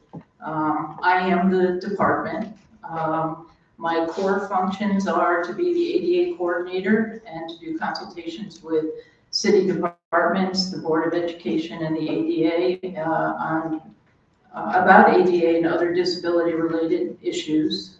There have been a number of things because of HR 1 that have come up for people with disabilities. I've been participating on a number of initiatives to educate individuals in collaboration with some other organizations that I do work with. I determine the request for accommodation for employees with disabilities in the city, but I also do the determinations for accommodations under the Pregnant Workers Fairness Act, which is kind of, here you're doing this, which is fine. I staff the Commission on Disabilities, and lately the commission has been a little bit more active, which has been great. We are working on doing a disability resource event that'll be coming up hopefully soon. I provide information and technical assistance to people who call, about 100 people this year. I did about 56 accommodation requests under both the Pregnant Workers Fairness Act, the ADA for city employees, and also some zoning accommodation requests. I do education and training. I did about 30 presentations during the year, and I address legislative issues affecting residents of New Haven. An initiative that I've been working on this year has been supportive decision making, which is an alternative to guardianship and conservatorship. And been spending a lot of time with my colleagues trying to get that passed through the Connecticut legislature. I addressed some grievances. I take in grievances from individuals. We have an ADA grievance policy. Oh, excuse me. In the city. It was updated. There's a complaint form. Most of them come from one person, but I have to look into them, figure out what the issue is, how we might solve it if it's solvable, and then work with that person to ensure they're satisfied with the outcome of the grievance. I was a participant on the Vision 2034 steering committee and provided consultation on disabilities and ensuring that the meetings that they had were accessible to people with disabilities, even those who are on the virtual format. That was an issue when we started. I sit on a number of meetings, including site plan review and the return to work. We've addressed a number of complaints this year related to the elevator ordinance that the alders thankfully passed last year. And this year in the Connecticut legislature, Representative Palillo was so enthused about it, he actually presented that same format in the elevator language in the Connecticut legislature. I don't know what's going to happen with that, but I did provide some testimony because I was requested to do that. So I trained police academy recruits. I worked with climate sustainability on EV charging in New Haven and ensuring that it was accessible. I really appreciated working with them. I worked with the parks during the year. And the parks and the Commission on Disabilities really have a nice partnership kind of going. They really, they've been really gracious in coming to us and talking with us about what their plans are. They've got some really great plans, and they're going to be even better because there's input from the disability community. So and next year, it's sort of all of the same things. A lot of what I do in my work is what comes to me. Who's going to ask for an accommodation? Who's going to be pregnant? What kind of grievance might be filed? And then participate on a number of different committees and things to ensure that the access or the accessibility point of view is seen and heard, and that we make sure that our programs and services and activities are accessible. I think that's pretty much that. Thank you for that explanation of the range of activities that you and your office are involved in. Any budget-related information that you would like to add? Status quo. Yeah. Status quo. I always take more money, but we didn't come asking for that, so. Asking for the same amount as last year. Yes. Yep. Thank you for that presentation and for the work you do for the city. We'll now take questions from committee members. Alder Hamilton. Thank you, Chair Marchand. Good evening, Ms. Director. How are you today? I'm well, how are you? I'm fine, thank you. I have a question regarding accommodations. Sure. Right? When we say accommodations, I'm referring specifically to like developers coming into a neighborhood, asking for accommodation with whatever, housing and or other. Do they have to provide certain criteria for to come before the Disabilities Commission to get accommodations for like housing for folks? How do you decide that? Well, what kind of accommodation are you looking for? Well, not me per se, but say a person, a developer, came into the city and is building up a disability complex and asking for any accommodations from the department. What would the criteria to receive an accommodation be? Do you have a baseline, or is there a benchmark of what they need to be doing for the community in order to receive an accommodation? I'm going to allow this question so that we can have a little bit more light shine shown on your office, which deserves more attention, but it's not really budget related. So if you have a brief answer, we would welcome it. If you have a more complicated, longer answer than that, you may have to take I'll just give her the brief answer. Yes, and we can talk later. If the developer is coming in and building something brand new, there are regulations that have to be followed, and they will require accessibility depending on the size and what kind of building it's going to be. If they're, I have individual homeowners who may contact me about a zoning accommodation, like they want to build a ramp, something like that. They would come in, they'd have to give me information about what they want to do. I generally get a plan. I need to ensure that they're an individual with a disability and that the reason for their request is related to that disability. And basically, if a developer comes in and they are looking to modify housing, again, it's going to depend on what they're asking for. It may be something that goes directly to zoning as opposed to me, and I may give input. We started working out a system this year about that. But if they come in and they wanted to have, for example, a group home for children, I had a request this year for a change to that kind of accommodation. They would have to fill out forms. They have to prove that all the people who are going to live there are people with disabilities. It depends on the number of individuals who are going to live there, up to 8. You can build as of right. At over 8, then you have to come to me and go through. There's a whole litany of questions that get asked. Got it. Thank you so much. You're welcome. Thank you, Chair Marchand. Thank you, Alder Hamilton. Further questions from colleagues about the proposed budget for the Office of Services for Persons with Disabilities? Further questions from colleagues? Alder Rodriguez. Thank you, Mr. Chair. My question stems around employees that may have to move in toward being disabled. In terms of the materials that they may need, accommodations like maybe an ergonomic a chair or a keyboard, where does that fall here in the budget? It's the $23,000, it's like. Okay, the other contract tile services? Yeah. So I have a couple of sources where I get most of things, and then, depending on what the accommodation is, it may go to, I may have to find a new source, but it all comes out of that in one line. Thank you, Mr. Chair. Just around the same question. And do you see if the employee or the individual may qualify for this type of support service through some other agency in the city? Thank you. Thank you, Mr. Chair.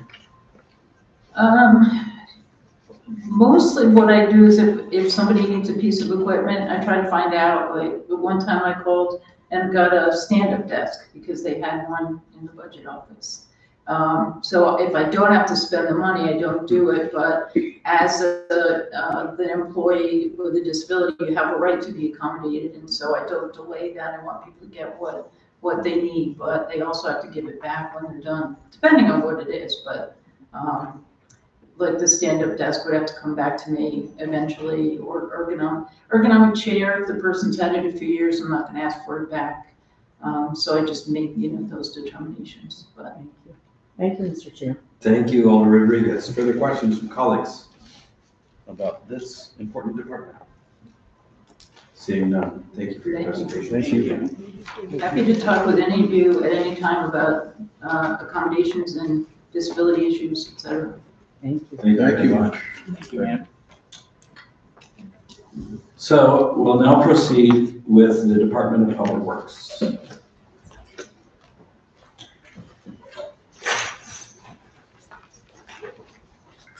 As I mentioned earlier, we're just changing the sequence a small bit. We're bringing Public Works up next, and then after that, we'll resume with police, fire, and then parks. Starts on page 23. Page 23 of the presentation. Justin Harvey, 569 Elm Street, CAL. Mike Siciliano, Director of Public Works, 12 Lion Street. Tariq Desant, Deputy Director of Public Works, 244 Transit Street, Water, Connecticut. Becky Lombardo, Deputy Chief Administrative Officer, 152 West Pratt Avenue. She's good at talking fast. Part-time. She has 3 jobs to do.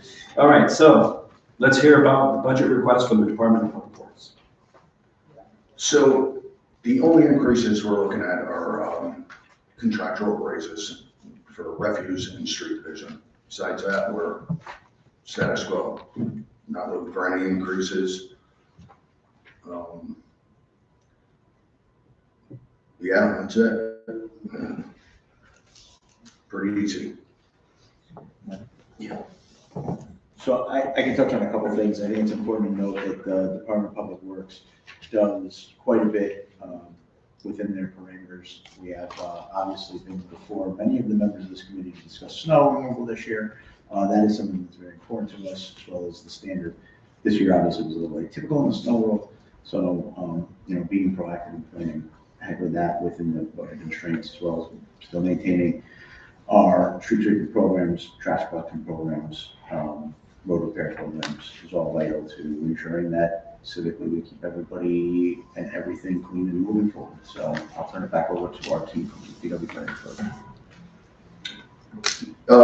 Yeah, I mean, you basically touch on everything. Our main functions are refuse, recycling, collection, snow removal, which was a rough one this year, street sweeping, pothole repairs, our annual street paving, which went very well last year. We brought in that firm beta group to do street analysis for us.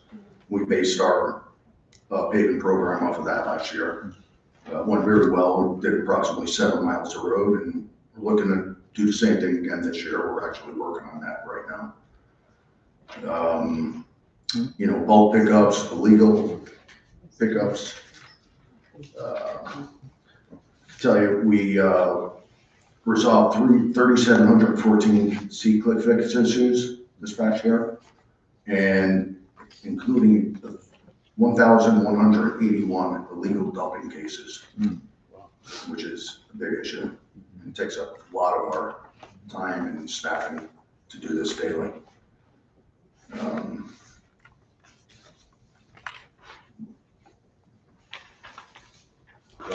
We also relocated to 424 Chapel Street for our office staff and the garage. That was in progress. I know when we talked about last year, we were just moving in. It's official. It's working out well. Yeah. You got any questions? We might have questions. Anything else from that side of the table? Sure, just one thing, Mike noted where the bargaining increases exist. The rest of the employees don't have increases because those are open contracts. As we indicated at our last meeting, there is a contract reserve elsewhere in the budget that would accommodate those raises when those contracts are settled. Other than that, it's relatively status quo budget, although we did put in I went to refuge driver. Yeah, there were some new positions that were added in. There was the field technician. That's parks. Parks. It's just two title changes. There's just a contract years ago increased the number of refuse drivers. It's been paid by differential, so we're just going to reflect the number of titles as driver to match the required contractual amount, so it doesn't have to be done through correction. So it's two laborers moved over to truck driver position, which is contractually 13. I was confused with parks. Yes. And that has a fiscal impact, that changing of those two titles? It's included in the overall salary increase, but it's minimal. Okay, anything else that you would like to tell us before we pepper you with questions? Yeah. Pepper away. Okay, so thank you for that presentation. Now the queue is open for questions from committee members. Alderman Moore.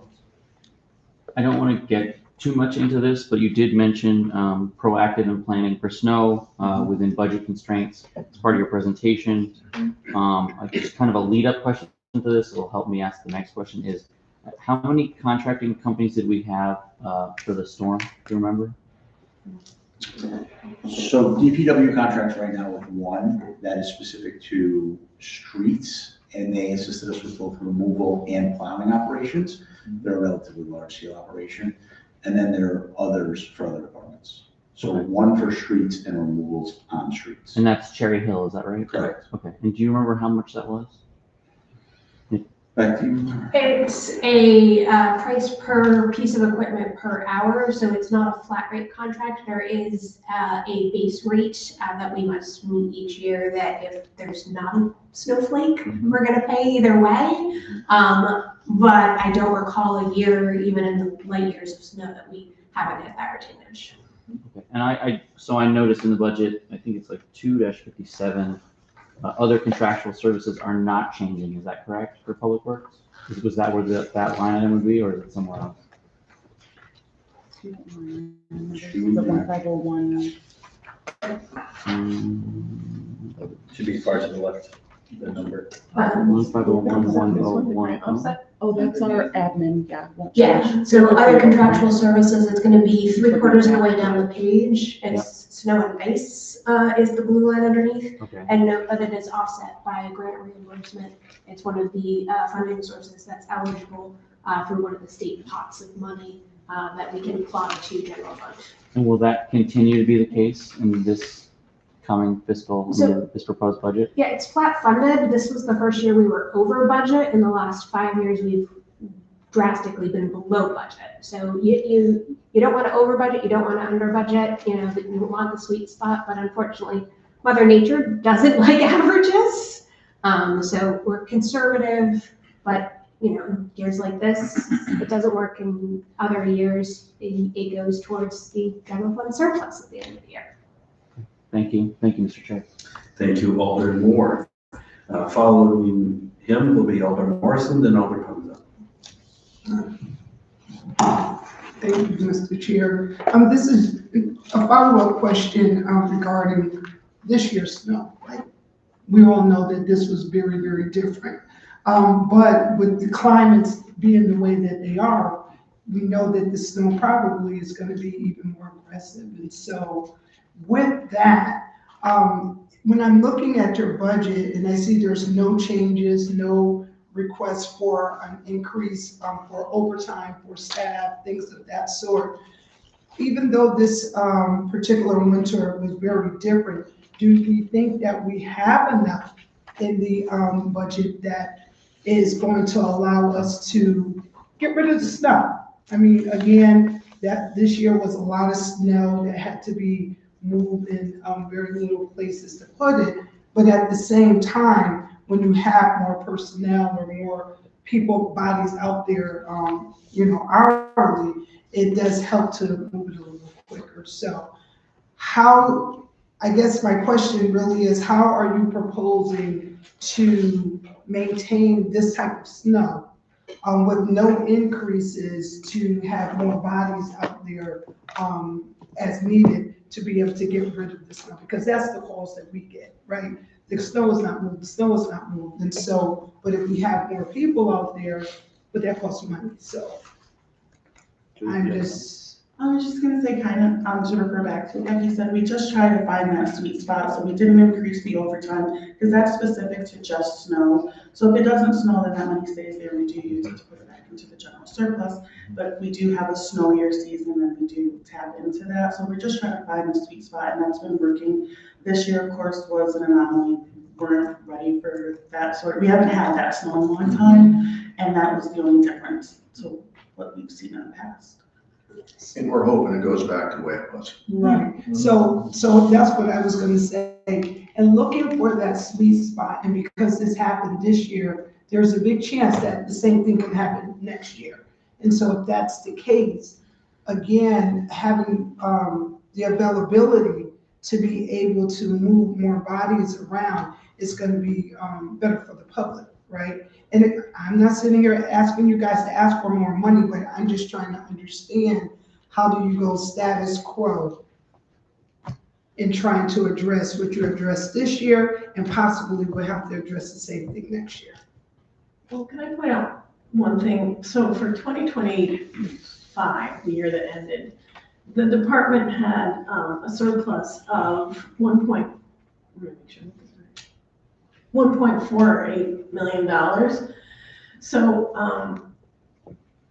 I think there is a little bit of wiggle room due to attrition in the budget to absorb some of this. I know that that budget line was went into deficit, but I believe overall the department is going to be within their budget.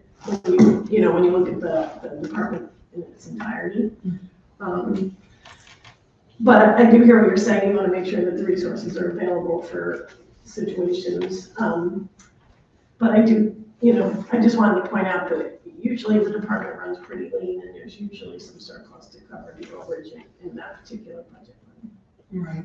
And like I said, I'm just really looking at the fact of the realities of the way the climate has been. It seems like it just could get worse versus get better. So to point to that too, it isn't just snow that this could be a factor, right? We have to consider things like, we're about to have our hurricane season meeting too, and many of our departments, DPW is not safe from this.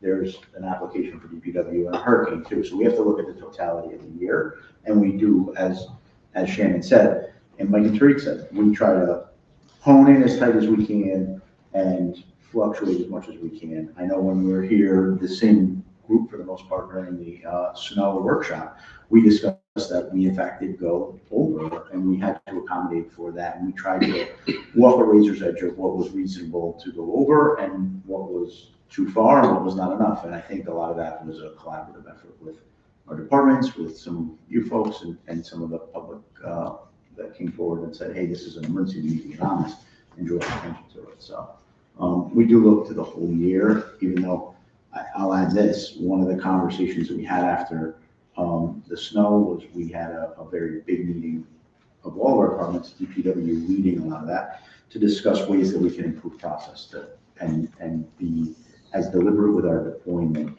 around snow and snow specifically. So that allows the DPW folks to work hard, but get the most benefit to the residents. Thank you, Mr. Chair. Thank you, Alder Morrissey. Next on the queue is Alder Punzo, followed by Alder Wingate. Thank you, Mr. Chair. It may be here, I don't see it, but that doesn't mean that it's not here. The recycling bins and the trash bins, is that a line item? If it is, how much was spent last year on that particular item? So we actually pay for that through our capital funds. We don't exceed more than 150,000 a year, so I cap it at that to base how many bins. We recently did find a new vendor who's cheaper than the other vendor, and also a safety reason too. They have the bars on the inside instead of the outside for the guys, so we're getting a little bit more bang for our buck with that vendor as well. Thank you, Mr. Chair. It's also the same warranty. Thank you for that. Thank you, Alder Punzo. Alder Wingate, followed by Alder Hamilton. Thank you, Mr. Chair, and thank you for your presentation. Chief, you answered part of my question in reference to the communication after the storm, how you got everyone together to do the, more communication and be more proactive about situations like this. And I remember on the call that nicely call that we had, that jointly call that we had, that it was told to us or shared with us around that there's a younger force that was a part of that whole, this big snowstorm. And we heard that it was one training per year, right? And, I suggested perhaps it could be more training, right? And I just want to know, does this budget, that status quo, is able to capture more trainings if it takes that, right? Because if it don't snow, it don't snow, but being prepared when it does snow. So a lot of the training is basically, a lot of it's at no cost. It's through American Public Works Association, some other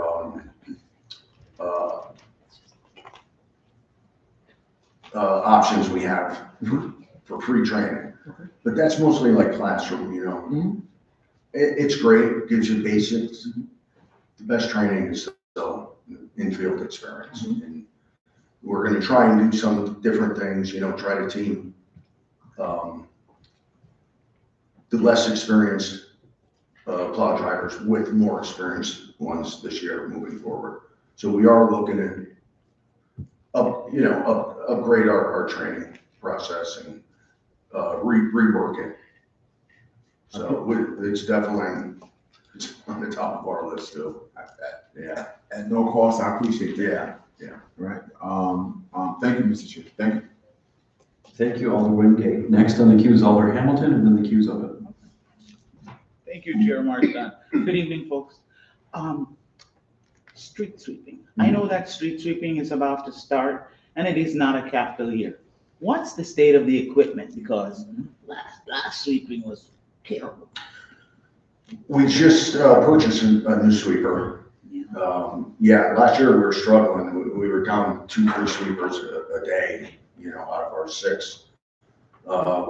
We just purchased a new one, and we actually just overhauled one that was a little older, but a great sweeper. And it cost some money, but it was well worth it. So technically we have 2 brand new sweepers in the fleet along with that. So, and also with street sweeping, that's the other thing. We have the permanent street sweeping signage project going, and that's starting this year also.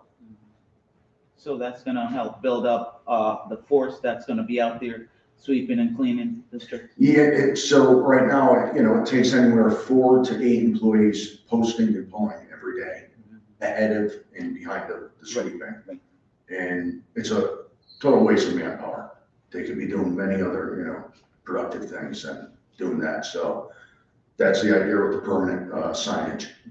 So. Yeah, because some of the paper signage end up being left for Correct. Way longer than necessary. All right, thank you, sir.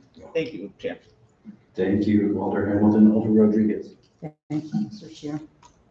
1.48 million surplus. In the last couple of storms, they were really, really bad, thanks to Mother Nature. You know, a lot of our snow left thanks to Mother Nature.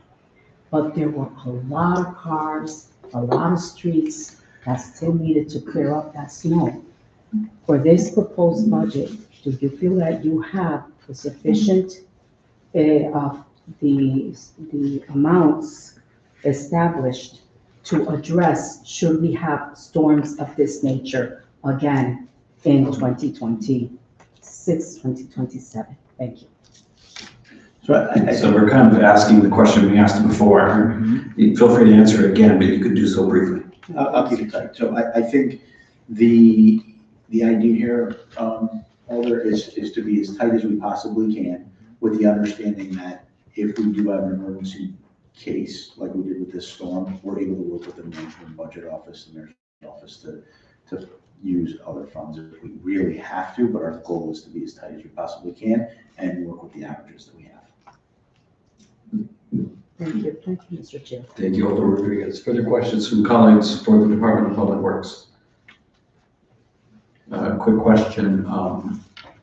So you gave a presentation to us before about the Rolling Stock Committee, which you chair, I believe, which takes the money set aside for rolling stock and allocates it to different types of equipment that different departments are asking for. Sounds like DPW did convince your committee to approve a new street sweeper.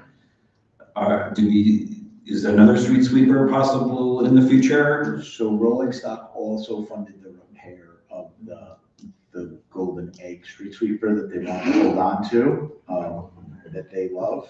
So we funded that. Just to give you a sense of where we are, we work with the committee, so it's comprised of the fire,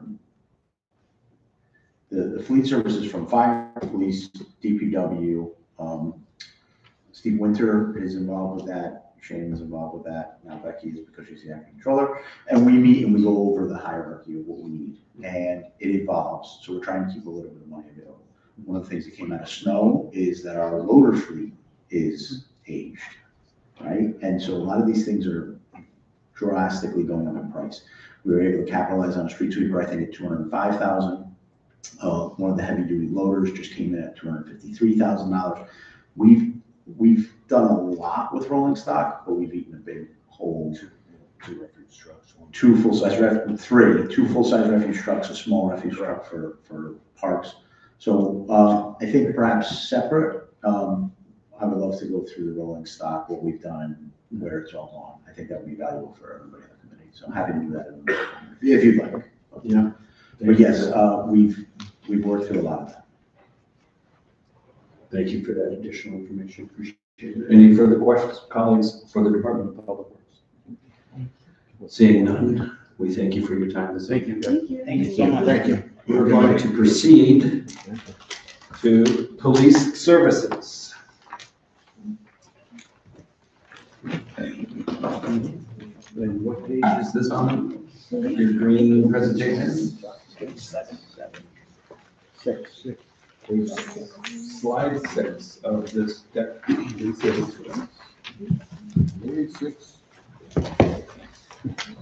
Good evening. Names and addresses for the record, please. Just Chief Administrative Officer, 569. Dave Zanelli, Acting Chief of Police, 1 Union Avenue. Monique Bacana, Assistant Chief, 1 Union Avenue. Mike Pumiati, Captain, 1 Union Avenue. Becky Bombara, Deputy Chief Administrative Officer, 122 West Rock Ave. Go ahead.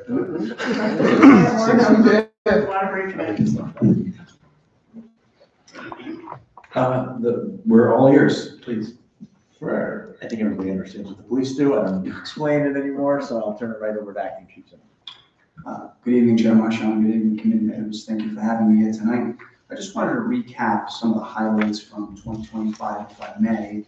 2025 saw a 40% decrease in violent crime, and we also enjoyed a 22.6% decrease in property crime. of the 10 homicides that occurred, of the 17 homicides that occurred, 10 of them have been solved by arrest at this point, and I'm confident in the near future we'll have several other presentations to report on.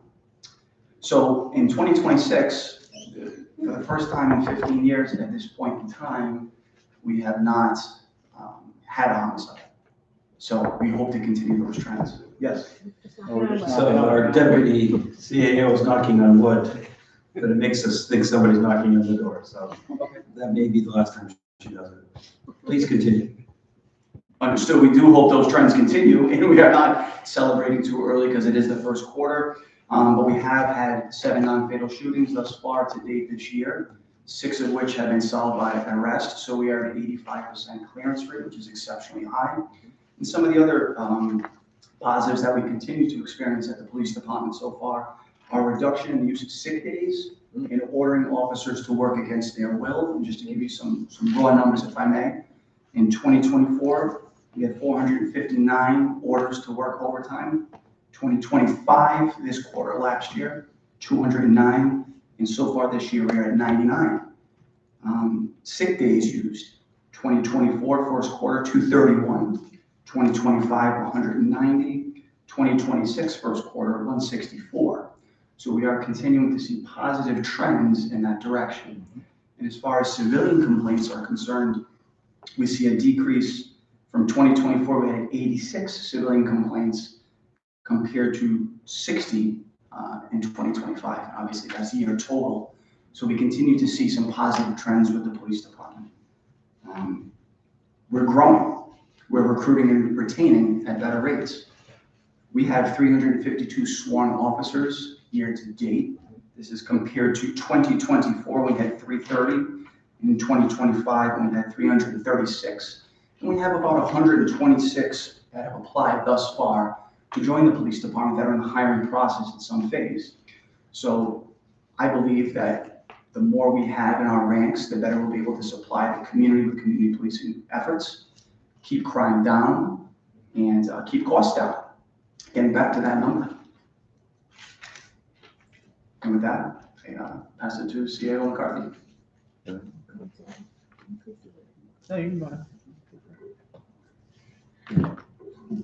Good evening, Alders. Thank you for having us here. Move that so she doesn't have to crane her neck. All right. Thanks, Chief. I wanted to just give a brief high-level overview of the budget summary so far. I'm not sure if Shannon, you're going to go into that, or can I go into it? Sure. Okay. First, I want to thank the Alders and the mayor staff for having us here tonight, and also for an excellent police contract, which has helped us retain these officers, right, and recruit these officers. So first and foremost, I wanted to start off by saying that. As you can see, the budget summary, the document that is in front of you, overall, we've got $4.8 million increase that we are looking at. And it's the main driver for that is the added positions that we're asking for, the 10 added positions. Currently, we are at $21 funded positions, so we are asking for 10 of those positions to be funded. And we have some plans for those positions. The chief can expound more on it, but as you know, we have 10 policing districts. Within these policing districts, every district has its unique issue, concern, problems, and we would like to address those with additional staffing. But I'll continue on to as far as the overtime, and mainly it would be used for overtime, the budget increase, as you can see. And there are some support service salaries that will be shuffled around, and you can see a very small increase for supplies, canine, animal control, and other small divisions, but a very, very minimal change to that. Any questions regarding that, or just continue? We'll hear your entire presentation, then we'll ask. All right, very well. That works for me. Jim, did I miss anything? No, there is a page on page 8 that just shows the overtime. And I would like to point out that the portion that is highlighted in pink, that's actually the ARPA offset. So you see we did lower the ARPA offset in 2027. The reason originally we thought there would not be an ARPA offset, but because there were capital projects that had ARPA funding that needed to be spent by December 31st, 2026. We didn't spend it by that time. we would lose the money, and it was really unlikely that these capital, one for sure, there's no way it was gonna happen. So in order to preserve all of the ARPA money, we moved some of that capital ARPA into the general fund as overtime offset, and we complete, those projects were not canceled or anything like that. We were able to use state municipal grant aids to fund, Connecticut municipal grant aid to fund those projects. So we received, extra money from the state. As you know, we have the $8 million this year. We'll have $8 million next year. And so the budget does include the use of that ARPA that would have gone to capital to offset police overtime. As you can see, it's a little bit less than it was the year before. It's when you are looking at negative numbers, it looks like it skews the budget a little bit, but we are going to cover, a lot of that overtime, or a portion of that overtime with that funding. So I just wanted to highlight that. It is included in the last page of the budget document. You can see where we took the funds from and where we didn't. Thank you, Shannon. I thought it was best for Shannon to explain that, the overtime part. I suspect she might get questions about it again, so. Yes, and we are expecting that, certainly. And then as you can see on page 11, then it breaks down the addition or the additions of building maintenance, ground maintenance, equipment for animal shelter and other canine handlers that we have within the police department. I'm going to go back to the 10 funded positions that we'd like to get. As I mentioned, the chief is going to expound more on it, but we'd like to use those officers for several, to meet our mission within the police department: walking beats, bicycle beats, an expansion of the SRO program. Currently, we have them in high schools. The chief has some plans on expanding that program. And also, we've added narcotics enforcement unit just very recently, or re-implemented our narcotics enforcement unit, community support task force. We have 2 officers, and I believe the mayor's staff can agree to that. They've been working very well in the community. They've been very active addressing the needs of the community. So I'm going to pass that over to the chief so he can expound a little bit more on the 10th edition. Thank you, Assistant Chief Bactana. I've had the privilege of attending most but not all management teams at this point in time. And some of the plans for these officers and moving forward into 2026 is to re-implement either a walking, a bicycle, or a crime suppression car per each district manager. I've heard from the folks at the management team. I've heard from people in the community, and this seems to be what they want, and I don't disagree. It worked for me as the prior Fairhaven district manager. It was incredibly helpful, so that is some of the plans for the addition of officers. The other thing that I'd like to do, I mentioned our violent crime rates. The one thing that is alarming this year is that the majority of our non-fatal shootings are involving teenagers aged 13 to 17. So one of the ideas that we have in partnership with Youth and Rec, Board of Ed, CTVIP, all of our partners, is to expand the SRO program to now include a middle school resource officer to engage, to offer services in some circumstances when it's appropriate, refer to the Juvenile Review Board for minor offenses, right? And the goal is prevention. And we talk a lot about solvability. And I know you hear a lot on me from that topic, but it's great to solve a crime. It's better to prevent one in the first place. And when we have 5 of our 7 shootings represented by teenagers, we can't ignore that trend.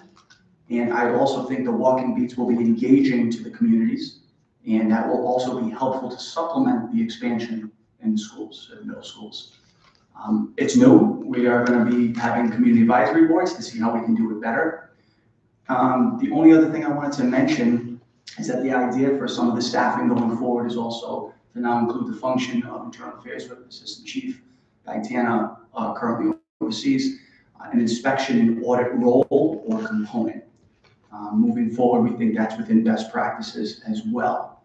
So after promotions in April, I believe it's April 24th, Chief, if I'm not mistaken, we're going to be promoting 3 lieutenants and 3 sergeants, and we're hoping to expand internal affairs functions to include inspections and audits with some of those promotions. I just wanted to clarify, these are not 10 new positions. You guys might remember about 4 years ago, what we did was we recognized we had a hiring crisis and a number of the positions were reduced down to $1 to recognize that we were in a position to fill those at that time. We are now in a position to fill those positions. We have finished up with continuous recruitment in our next test, which is being administered next week. We have 90 RSVPs confirmed for the test, and we hope to be able to see another full academy class on it, which will be our second full academy class in the last 6 years. So we're really excited about that and excited to be at the position where we can ask for the funding of these previously authorized positions again. One other thing to note, you see a negative in the admin line in PD. They moved one of their positions. You guys had changed the title previous this year for the supervisor of crime analysts. One of the other positions, the grants manager, is going to move over to emergency management to do a better job of managing all public safety grants for PD, fire, and 911.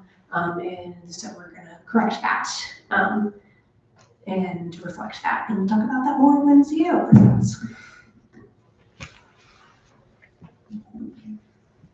Okay, is that your presentation? Yes, sir. Okay, thank you so much. We thank you, and of course, we thank you and your staff and your officers for the critical role that they play in our city. We're now going to take questions from committee members about the proposed budget for next fiscal year for police services. Questions from committee members on this important topic. Questions from committee members. Alder Furley. Thank you, Mr. Chair. Thank you for your presentation. Just trying to get my head around what's going on. So could you, high level, give a summary of the hierarchy in the police department? So I guess I'm asking how many lieutenants, what comes up lieutenants, captains, lieutenants, how many you have, because you have a lot of new officers coming out of academy, and it would seem that you would possibly need more. They're not called ranking, right? So what are they called? Officers. Police officers. You would need more officers in the high rank to be able to supervise what's going on, especially if you're going to be working with the 10 police districts. Some of them don't have